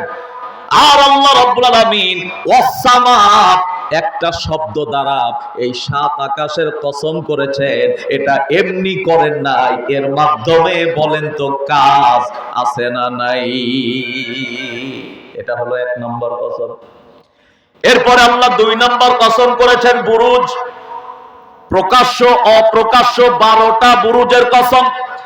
বিজ্ঞান গবেষণা করে আজ অবধি পর্যন্ত মাত্র 2টা বের করেছে, যার একটা দেখা যায় দিনে, একটা দেখা যায় রাতে। রাতে যেটা দেখা যায় সেটাকে চন্দ্র বলা হয়, দিনে যেটা দেখা যায় সেটাকে সূর্য বলা হয়। এটা কি শুধু মাসুদুর রহমানই দেখেন? আপনারা সবাই দেখেন। আল্লাহ পাক এই প্রকাশ্য আর যেগুলো প্রকাশিত হয় নাই, এই অপ্রকাশ্য 12টা বুরুজের কসম আল্লাহ এমনি করে নাই, কাজ আছে। কথা কোন ঠিক না ঠিক? 3 নাম্বার, আল্লাহ রাব্বুল আলামিন ওয়াল ইয়াউমিল মাউউদ, বিচার দিবসের কসম করেছেন। এই বিচার দিবস আমাদের সামনে কি আছে? বিশ্বাস হয়? আখিরাত আর দুনিয়া মাঝখানের যে অংশ, এটাকে আরবিতে বলা হয় বরজাক, বাংলাতে আমরা চিনি কবর বলে। মানুষের রুহু নামক বাতাসটা বন্ধ হবে, টেনে নিয়ে ওই যে 3.5 হাত মাটির কবরে রাখবে। এটা হলো তাদের 1 নাম্বার বিচারের জায়গা। প্রশ্ন হবে 3টা, জবাব যদি দেয় পরের অংশগুলিতে তাদের মাপ পাওয়ার সম্ভাবনা আছে। আমার দিনী ভাইরা ভালো করে কান লাগান। সুতরাং বিচার দিবসের কসম আল্লাহ এমনি করেন নাই। আল্লাহ যেদিন বিচারকের আসনে আসীন হয়ে বসবে, আমরা সবাই আসামির কাঠগড়ায় দাঁড়িয়ে যাব। আজকে যারা বিচারক, ওই দিন তারাও হবে আসামি। আজকে যারা আসামি, তারাও সেই দিন আসামি। শুধুমাত্র বিচারক হবেন আমার আল্লাহ। ওই দিন আপনি কাকে কি করেছেন, অন্যায় ভাবে কার নামে কয়টা মামলা দিয়েছেন, অন্যায় ভাবে কাকে হত্যা করেছেন, অন্যায় ভাবে কয়জনকে ফাঁসি দিয়েছেন, নিরপরাধ মানুষগুলিকে জেলখানায় বন্দী করেছেন, নিরপরাধ মানুষদেরকে আয়না ঘরের নামে দিনের পর দিন, মাসের পর মাস, বছরের পর বছর, যুগের পর যুগ আটকে রেখে নির্যাতনের স্টিম রোলার চালিয়েছেন, ফাঁসির রশি গলায় দিয়া বিদায় করে দিয়েছেন। সবটার হিসাব আল্লাহর কাছে দেওয়া লাগবে না লাগবে না? কথা বলেন, লাগবে না লাগবে না? আমি যখন এই গবেষণা করলাম, দেখলাম একটা অপরাধ আল্লাহ সাক্ষী রাখবেন 4টা। কয়টা? 4টা। 1 নম্বর সাক্ষী হলো কিরামান কাতিবিন, আছে প্রত্যেকের কাঁধে। কিন্তু এই আয়াত দেওয়ার আগে আল্লাহ বললেন ওয়া ইন্না আলাইকুম লা হাফিজিন, যেই সাক্ষীগুলি তোমাদেরকে দেব সবগুলি হবে নিরপেক্ষ। এরা ফখরুদ্দিন আর মঈনুদ্দিনের মতো হবে না। এরা কেমন সাক্ষী হবে? নিরপেক্ষ। যা করবে তাই তারা বলবে, বাড়ায়ও বলবে না, কমায়ও বলবে না। কিন্তু বাংলাদেশের যেগুলো সাক্ষী, সেগুলিকে পক্ষে না থাকলে হয় জেলে যেতে হয়, না হলে গুম হয়ে যেতে হয়। কথা বলেন ঠিক না ঠিক? এমন সাক্ষী হবে না। আমার প্রিয় ভাইরা খেয়াল করেন, 1 নাম্বার সাক্ষীর ব্যাপার আল্লাহ বললেন কিরামান কাতিবিন। আমরা যখন ঘুমাতে যাব তখনও তাদের ঘুম নাই। আমাদের নিদ্রা তন্দ্রা আছে, তাদের তন্দ্রাও নাই, নিদ্রাও নাই। 2 নাম্বার সাক্ষীর ব্যাপারে আল্লাহ পাক বললেন, তুমি যে আমল করবে ওই আমলটাই ভালো হলে পক্ষে আর খারাপ হলে বিপক্ষে। কোরআনুল কারীমে আল্লাহ রাব্বুল আলামিন সেই কথাটা বললেন, ওয়াবুদিয়াল কিতাবু ফাতারাল মুজরিমিনা মুশফিকিনা মিম্মা ফীহি ওয়া ইয়াকুলুনা ইয়া ওয়াইলাতানা মালি হাযাল কিতাব। আল্লাহু আকবার। কোন বান্দা, ওই যে রাতের আধারে একজনকে চপেট আঘাত করেছিলে, তুমি মনে করেছিলে কেউ দেখে নাই, কিন্তু যিনি দেখেছেন সেটা হলো ওই আমলটাই তোমার বিপক্ষে অবস্থান নেবে। একজনকে রিভলভার দিয়ে গুলি করে পৃথিবীর জমিন থেকে নিঃশেষ করে দিয়েছো, মনে করেছো কেউ দেখে নাই, আল্লাহ তো দেখেছেন। তার 4টা সাক্ষীর 2টা আপাতত বলেছি, ইনাদের চোখে ফাঁকি দেওয়ার সম্ভাবনা আছে? কথা বলেন না আছে? কথা বললে বলতে হয় তাফসীর জগতের প্রাণ পুরুষ হাজার লক্ষ কোটি তাফসীর কারকের হৃদয়ের স্পন্দন মরহুম শহীদ আল্লামা দেলোয়ার হোসেন সাইদি রহিমাহুল্লাহ। আমার দিনী ভাইয়েরা, আমি একজন আলেম বলে একজন আলেমের নাম নিলাম, মাইন্ড করলেন? করলেও আমার কিছু আসেও না যায়ও না, এটা আমার নিতেই হবে। আল্লামা দেলোয়ার হোসেন সাইদি রহিমাহুল্লাহ, তিনাকেও অন্যায়ভাবে ফাঁসির রায় দেওয়া হয়েছিল, পারে নাই। জালেম জুলুমের অবস্থানটা কতটা নিকৃষ্ট হতে পারে, ট্রিটমেন্টের নামে ইনজেকশন পুশ করে আল্লাহর গোলামকে চিরতরে পৃথিবী থেকে বিদায় করে দেওয়া হলো। এই জালেমের বিচার আপনি কি মনে করেন হবে না? কথা বলেন না, হবে না? হতেই হবে, হতেই হবে, আজ না হোক কাল। কথা কন ঠিক না বেঠিক? হবে না?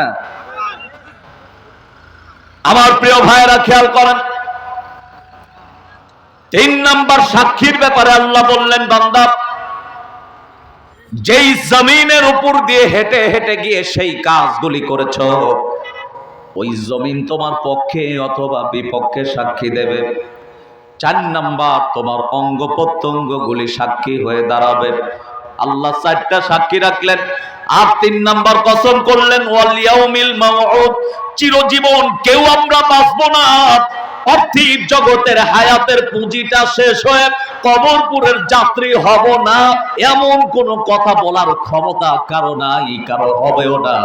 আজকে আমার সামনে যারা বসে আছেন, বলেন তো কবরে যাব না এমন কথা কি কেউ বলতে পারবে? যেতে হবে না, হবে না? তাই তো আমাদের একজন ভাই লিখে গেলেন, 6 দিন পরে নখ খসে যাবে, 9 দিন পরে চুল। 6 দিন পরে নখ খসে যাবে, 9 দিন পরে চুল। কবর গৃহের সামান নিতে কইর না কেউ ভুল। কবর জায়গা ভালো নয়, কবর জায়গা ভালো নয়, কবর জায়গা ভালো নয়। আমল দিয়ে কবর গৃহ সাজিয়ে নিতে হয়, কবর জায়গা ভালো নয়। আমল দিয়ে কবর গৃহ সাজিয়ে নিতে হয়, ঠিক না ঠিক? 17 দিন পর পেট ফেটে যাবে, পোকার খাদ্য হবে। 60 দিন পরে গোশ থাকবে না, কঙ্কাল পড়ে রবে। 17 দিন পর পেট ফেটে যাবে, পোকার খাদ্য হবে।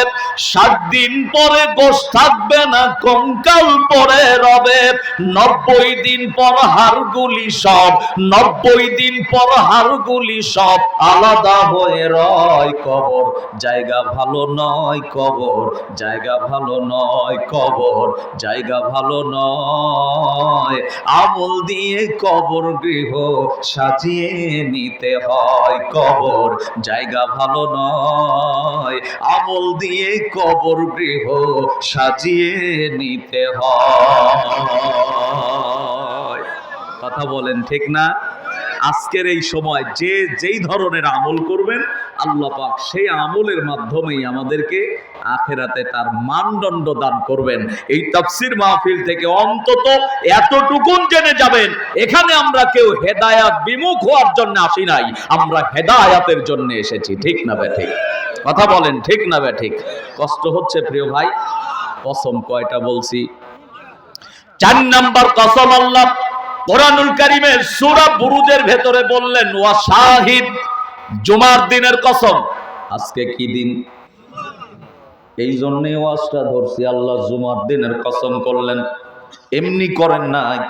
5 নাম্বার কসম করেছেন, ওয়াম্মা শুহুদ, আরাফা দিবসের কসম। তাহলে হলো কয়টা? মিলায় নেন। অসামা, 7 আকাশের কসম। বুরুজ, প্রকাশ্য অপ্রকাশ্য 12টা বুরুজের কসম। ওয়াল ইয়াউমিল মাউউদ, বিচার দিবসের কসম। ওয়াশাহিদ, জুমার দিনের কসম। ওয়ামাশহুদ, আরাফা দিবসের কসম। আল্লাহ এই 5টা কসম করার পরে জাতির জন্য একটি নসিহা পেশ করেছেন, আর তা হলো কুতিলা আসহাবুল উখদুদ। আল্লাহু আকবার বলেন। এই আয়াত দিয়ে আল্লাহ বললেন, জালিমরা ধ্বংস হোক, জালিমরা ধ্বংস হোক। শুধু তো কথা বললেই আল্লাহ পারতেন, তো 5টা কসম করলেন কেন? তার মানে বোঝা যাচ্ছে জালেমরা ধ্বংস হয়েছে, জালেমরা ধ্বংস হবেই হবে। কোন জালেম চিরদিন তার অবস্থানে টিকে থাকতে পারে নাই, পারবেও না। পূর্বে যারা গেছে, মাঝখানেও যারা গেছে, রিসেন্টও যারা গেছে, আবার যারা হবে তারাও যাবে, এরপরে যারা জালিম সাজবে তারাও যাবে। কোন জালিম টিকে থাকবে না। কার কথা? কার কথা? এখন কি আমি ওয়াজ শুরু করব? মাত্র কসম শেষ করলাম, চলবে না বন্ধ? মোটামুটি 11টা কত বাজে? 40 বাজতেছে। 5-10 মিনিট করি নাকি ভাই? 5-10 মিনিট করি, কি বলেন? চালাবো?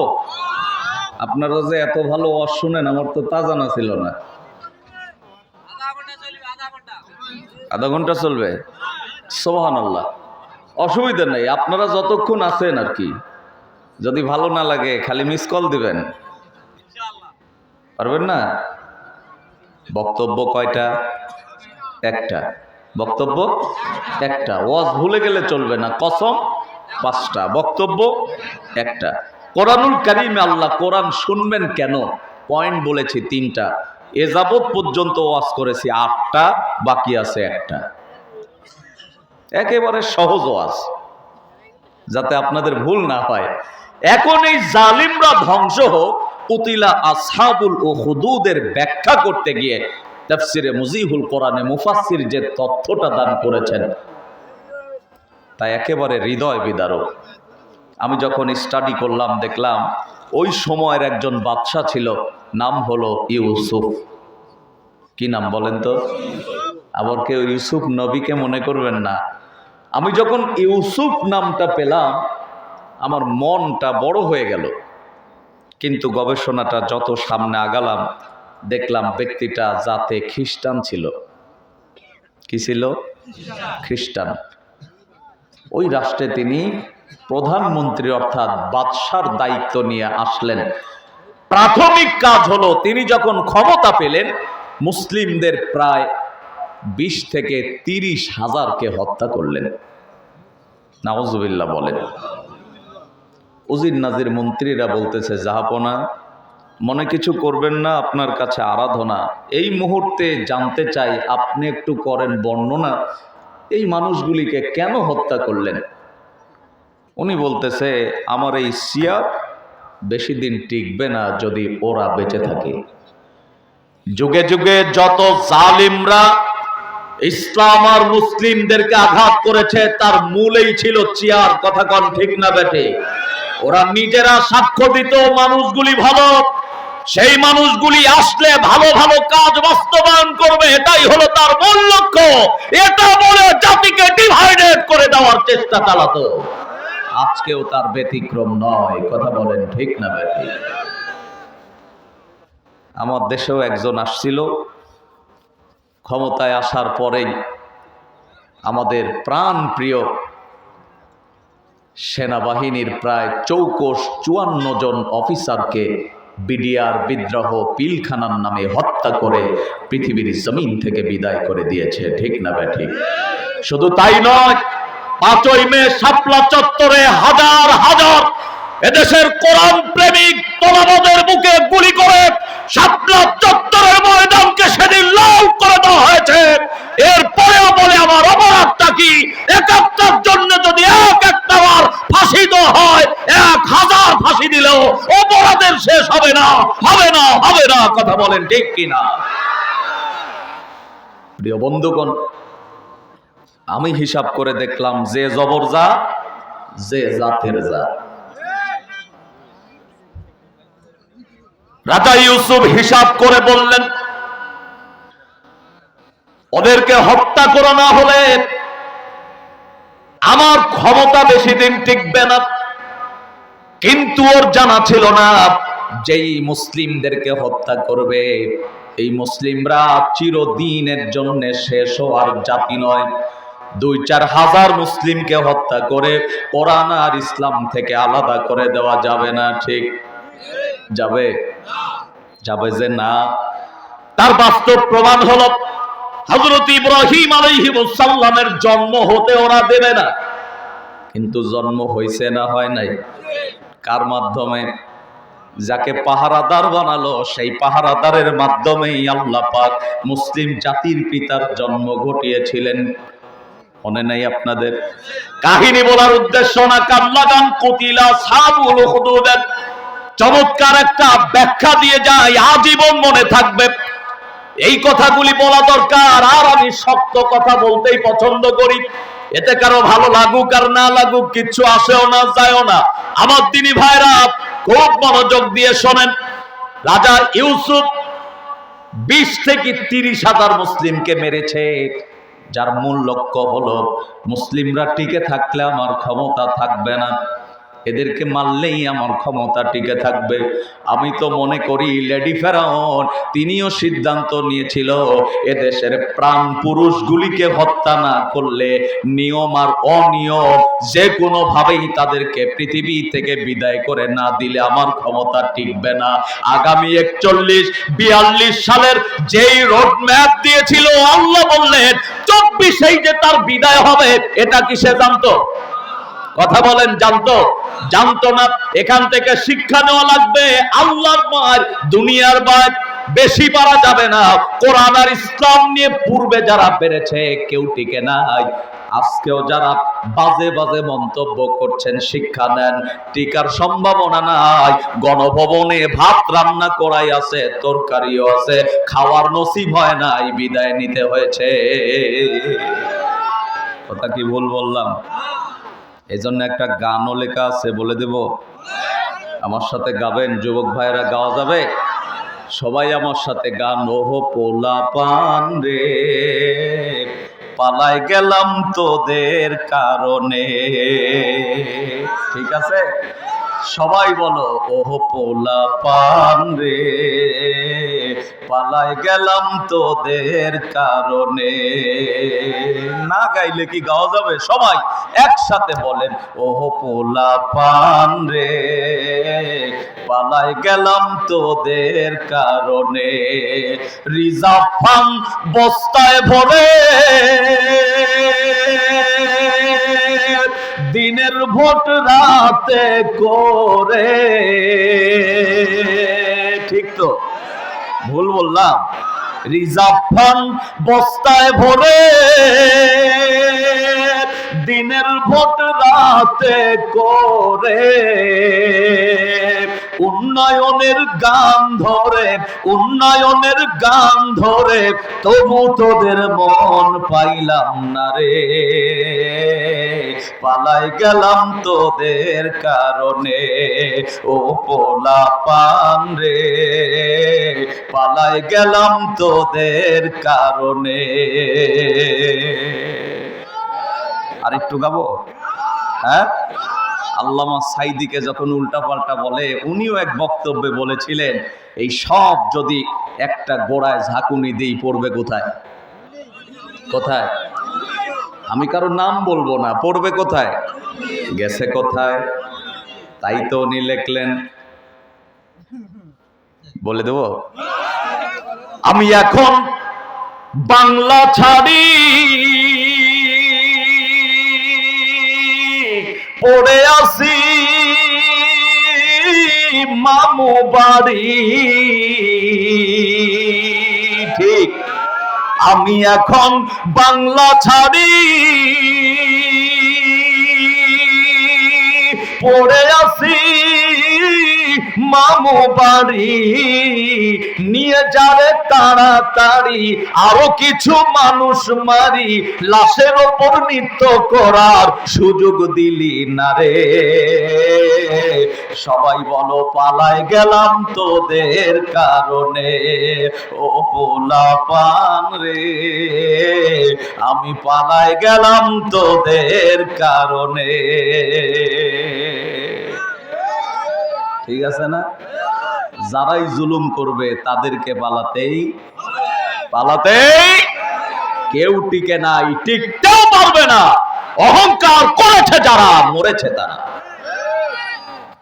রাজা ইউসুফ বীর বিক্রমের রাজপ্রাসাদে বসে আছেন, আর আল্লাহ বললেন আজরের মাধ্যমে যেভাবে ইব্রাহিমের জন্ম হলো, আমি ওই জাতেরই একজনকে দিয়ে আবারও এই রাষ্ট্রের প্রধানমন্ত্রী বানাবো। সুবহানাল্লাহ। এই জন্য তিনি 5টা কসম করে ব্যাখ্যাটা লিখে গেলেন জাতির জন্যে। ওই রাষ্ট্রের একজন পুরোহিত ছিল, বৃদ্ধ হয়ে গেছে। বৃদ্ধ একদিন রাজা মশাইকে বলতেছে, রাজা মহাশয়, না জানি কখন আমার মৃত্যু হয়ে যায়, আপনি যদি অনুমতি দেন এই রাষ্ট্রের ছোট্ট একটা শিশু বাচ্চাকে নিয়ে আগামীর পুরোহিত বানাবো, অনুমতি দরকার। রাজা বললেন তোমার যেটা ভালো মনে হয়। মুফাসসির লিখতেছেন রাজ দরবারের পাশেই একটি খেলার মাঠ। রাজা ইউসুফের প্রধান পুরোহিত উনি এই চুজ করছে শিশু বাচ্চা। প্রথম দিন গেলেন, দেখলেন সব বাচ্চারা খেলতেছে। সন্ধ্যা হয়ে যাচ্ছে, সন্তানদের বাবা এসে গালে মুখে চুমু দিয়ে তাদেরকে বুকে ধারণ করে বাসায় নিয়ে যায়। পরপর 3 দিন একই অবস্থান দেখলেন, কিন্তু একটি ছোট্ট বাচ্চা 7 থেকে 8 বছর বয়স, এই সন্তান খেলে না। কিন্তু যখন বাবারা এসে সন্তানদেরকে গালে মুখে চুমু দিয়ে বুকে ধারণ করে বাসায় নিয়ে যায়, সন্তানটা দূরে বসে বসে বুক ভিজায় ফেলে চোখের পানিতে কান্না করে। মুরব্বির বড় দয়া হয়েছে। তিনি তার কাছে গিয়ে বললেন, বাবা তুমি খেলো না, আজ 3 দিন দেখলাম, কিন্তু কান্না করো কেন? ছোট্ট গোলাম বললেন, মুরব্বি শোনেন, আমি এখানে খেলা দেখতে আসি। সন্ধ্যা নামো নামো হয়ে যায়, প্রত্যেকটি সন্তানের বাবারা চলে আসে, তাদেরকে গালে মুখে চুমু দিয়ে বুকে ধারণ করে বাড়ি নিয়ে যায়। কিন্তু আমার আব্বার কোলে উঠতে আমার মন চায়, আমার আব্বা নাই, আমার আব্বা নাই। পুরোহিত বলে, তোমার আব্বা কি হয়েছে? ছোট্ট গোলাম বলতেছে, আপনি মনে হয় জানেন না, ভালো করে শুনে নেন।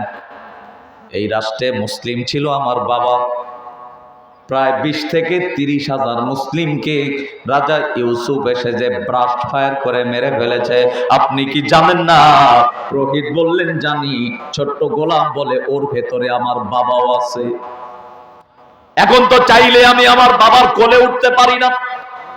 আমার মা পর্দা করার কারণে খাবার সংকট আছে, আর্থিক অসচ্ছল আমার পরিবার। এক সন্ধ্যার খাবার খাইলে আর এক সন্ধ্যার খাবার নাই। আজকে সকালবেলায় খেয়েছি, সন্ধ্যা লেগে যায়, একটা লোকমা খাবার আমার মুখে যায় নাই। পুরোহিত বললেন, আমার সাথে চলো, খাবারের অভাব হবে না। উনি বললেন, আমার মায়ের কি হবে? পুরোহিত বলতেছে, তোমার মায়ের জন্য রাষ্ট্রীয় ভাতা আমি ব্যবস্থা করে দেব। আল্লাহর গোলাম ছোট্ট বাচ্চা বলতেছে, আমার মা অনুমতি ছাড়া একটা কদম আমি আপনার সাথে যেতে পারি না। অনুমতি নাও। অত্যন্ত সংক্ষেপ করে শুধু ব্যাখ্যাটা বলছি, খেয়াল করেন। সন্তান অনুমতি নিলেন, রাজার পুরোহিত বলল, তাহলে আমার সাথে চলো। রাজ দরবারে চলে গেছে, গভীর রাত হয়ে গেছে। সন্তানটাকে শোয়ার একটি জায়গা দিয়ে বললেন, বাবা তুমি এখানে ঘুমিয়ে যাও, সকাল হয়ে যাবে, আমি তোমাকে লোকেশন দিয়ে দেই, আগামীর পুরোহিত আমি তোমাকেই বানাবো। এই পুরোহিত হলে লাভ কি? তুমি যা বলবে তাই হবে। তুমি যদি হ্যাঁ বলো, রাষ্ট্রের সবকিছু সচল থাকবে। তুমি যদি না বলো, রাষ্ট্রের সবকিছু অচল হয়ে যাবে। আল্লাহ রাব্বুল আলামিন বললেন, জালেমের সব কৌশল যেখানে শেষ হবে, আমি আল্লাহর কৌশল সেখানে শুরু হয়ে যাবে। কোরআনুল কারীমে আল্লাহ রাব্বুল আলামিন সেই কথাই বললেন, ওয়া মাকারু ওয়া মাকারাল্লাহু ওয়াল্লাহু খায়রুল মাকিরিন। আওয়াজ করে পড়েন আল্লাহু আকবার। জালেমের কৌশল যেখানে শেষ, ইমানদারের কৌশল, আল্লাহর কৌশল সেখানে শুরু। ছোট্ট গোলাম বলছে, কি করব বলো? পুরোহিত বললেন, আগামী কাল তুমি এই রাজদরবার থেকে বের হয়ে আমার গবেষণালয় যাবে। আমার গবেষণালয়ের লোকেশনটা হলো রাজদরবারের এই গেট দিয়ে বের হলেই বড় একটা বাজার, বাজার পেরিয়ে গেলেই বিশাল একটি জঙ্গল পাবা, জঙ্গল পেরিয়ে গেলেই এই গবেষণালয়।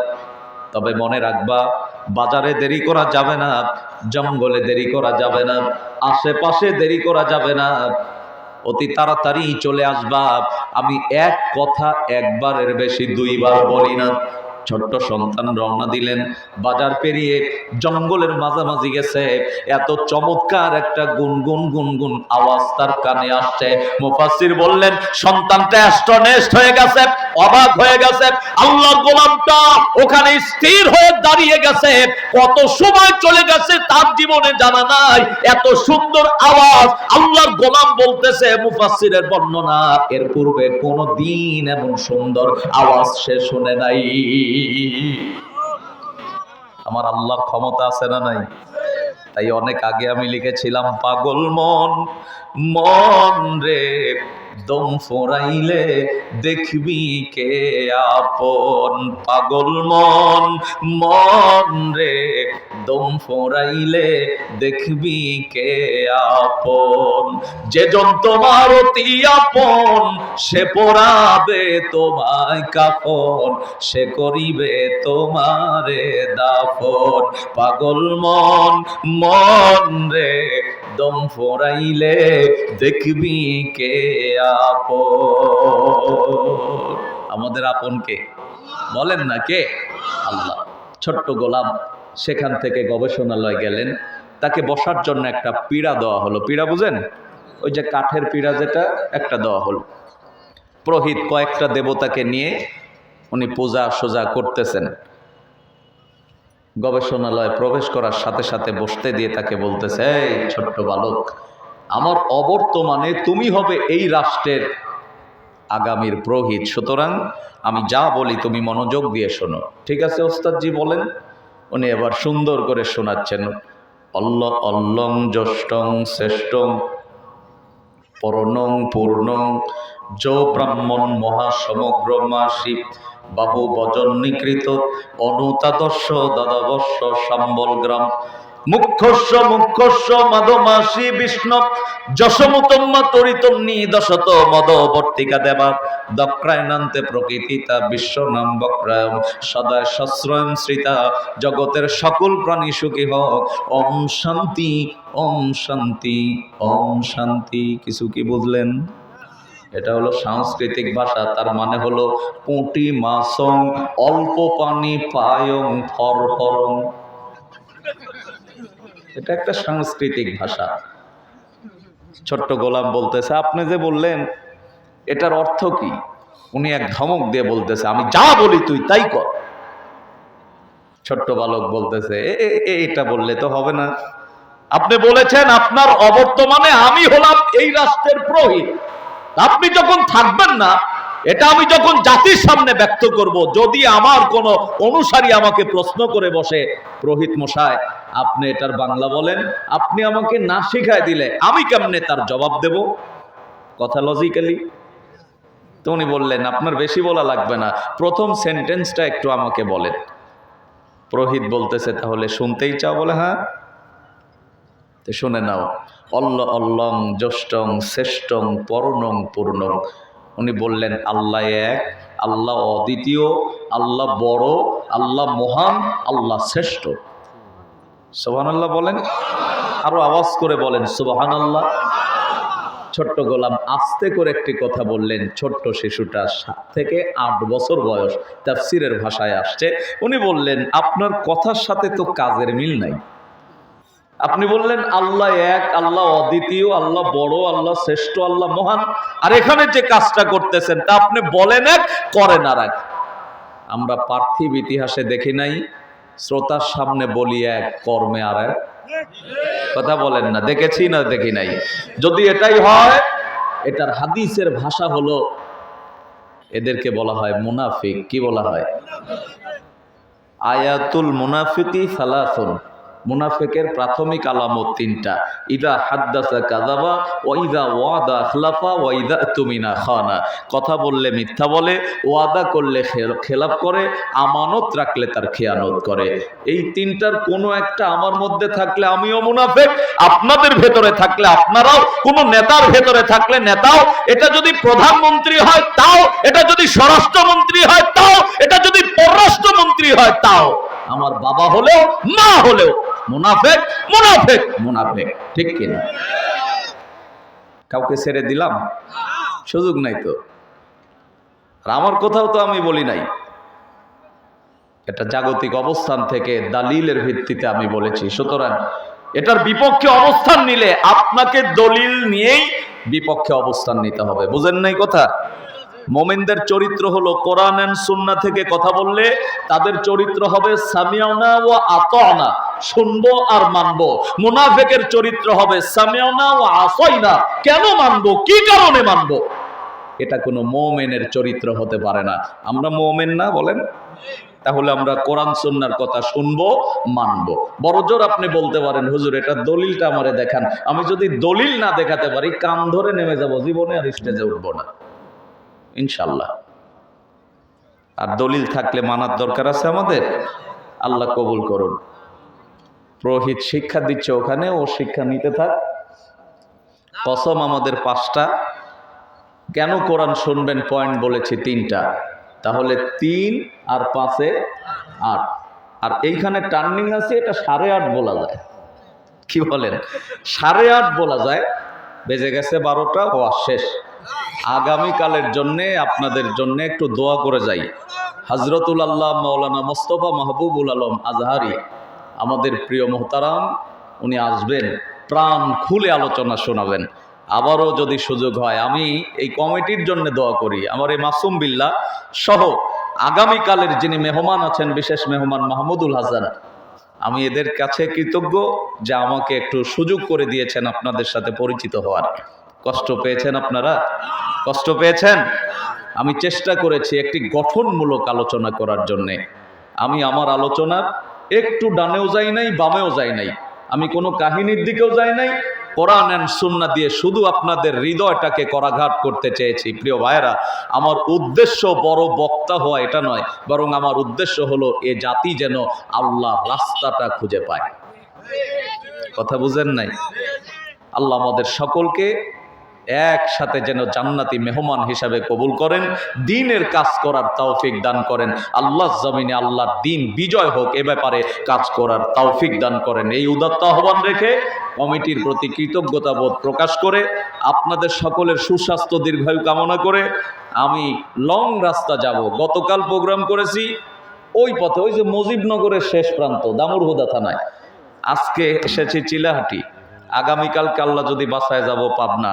আমি এইভাবেই চলতেছি আর কি। যাই হোক, আপনারা দোয়া করবেন আল্লাহ যেন আমাকে জ্ঞানের জগতে শ্রেষ্ঠত্ব অর্জন করে দেশ এবং জাতির আশা আকাঙ্ক্ষার কাঙ্ক্ষিত ব্যক্তি হিসাবে কবুল করেন।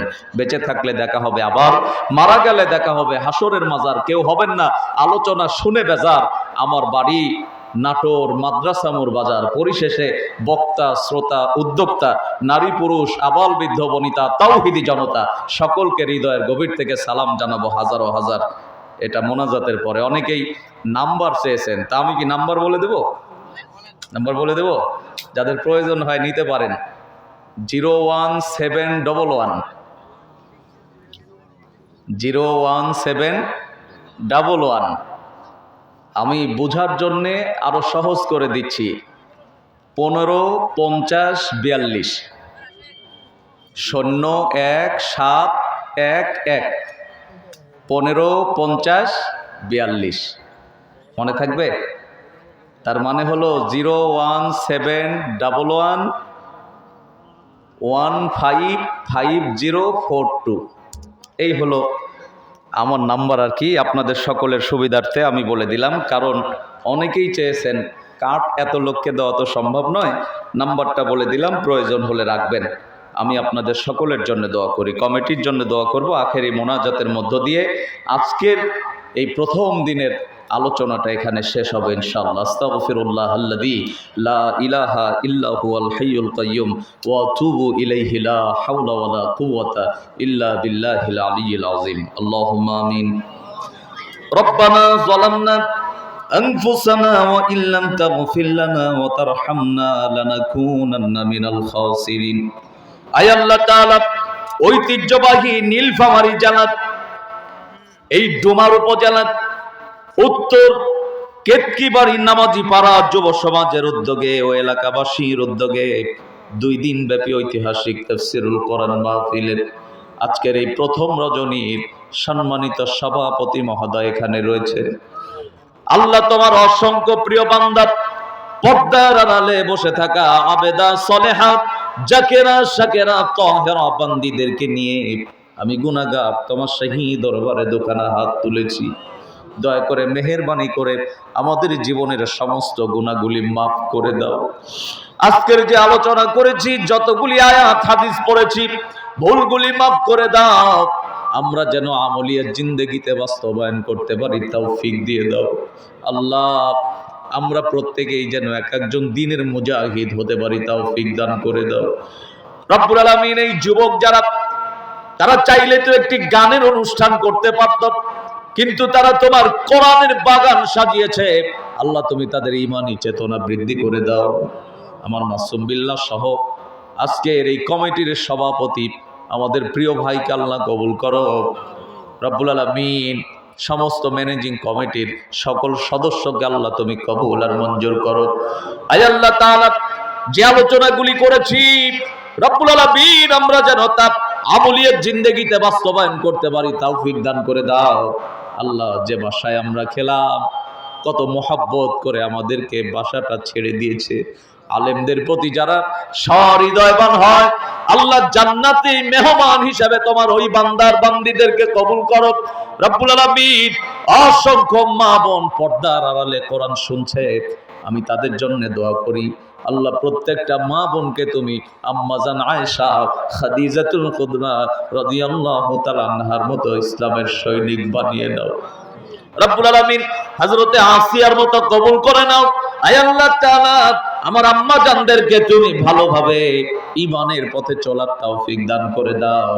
রব্বুল ইজ্জত, শেষ মুহূর্তে তোমার দরবারে ফরিয়াদ জানাই, আগামী কালের যে তাফসীর হবে, দেশ বরেণ্য মুফাসসির আসবেন, এই ময়দান লোকে লোকারণ্য হবে। আল্লাহ, তার জবানটা তুমি খুলে দিও, জাতির কল্যাণার্থে যেন তিনি প্রাণ খুলে কথা বলতে পারে তৌফিক দান করে দাও। রব্বুল আলামিন, সর্বোপরি আমি দোয়া করি প্রতি বছর এই ময়দানে যেন তোমার কালামের তাফসীর হয়। আল্লাহ কবুল করো। যারা আঞ্জাম দিচ্ছেন তাদের হৃদয়টাকে তুমি প্রশস্ত করে দাও।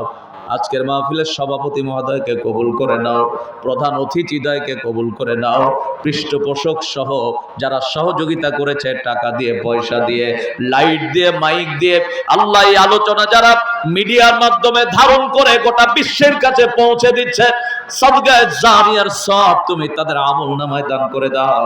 রব্বুল আলামিন, চিরজীবন আমরা পৃথিবীতে থাকার জন্য আসি নাই, একদিন না একদিন চলে যেতে হবে। যেদিন আমরা চলে যাব, আমাদের মুখে তোমার বিপ্লবী কালেমা জারি করে দিও। যে যেখান থেকে এসেছে নিরাপত্তার সাথে গন্তব্যে পৌঁছে দিও। আয় আল্লাহ তাআলা, আমিও লং রাস্তা যাব, তুমি আমার রাস্তা সহজ করে দাও। রব্বুল আলামিন, আমার প্রিয় ছোট ভাই ওমর ফারুককে আল্লাহ ইসলামের জন্য কবুল করো। আমার ড্রাইভার খুব ভালো ছেলে শুভকে আল্লাহ তুমি কবুল আর মঞ্জুর করো। রব্বুল আলামিন, মৃত্যুর ডাক যখন আসবে, আমরা যেন জবান ছেড়ে দিয়ে পড়তে পারি, সবাই পড়ি লা ইলাহা ইল্লাল্লাহু মুহাম্মাদুর রাসূলুল্লাহ সাল্লাল্লাহু আলাইহি ওয়াসাল্লাম। আসসালামু আলাইকুম ওয়া রাহমাতুল্লাহ।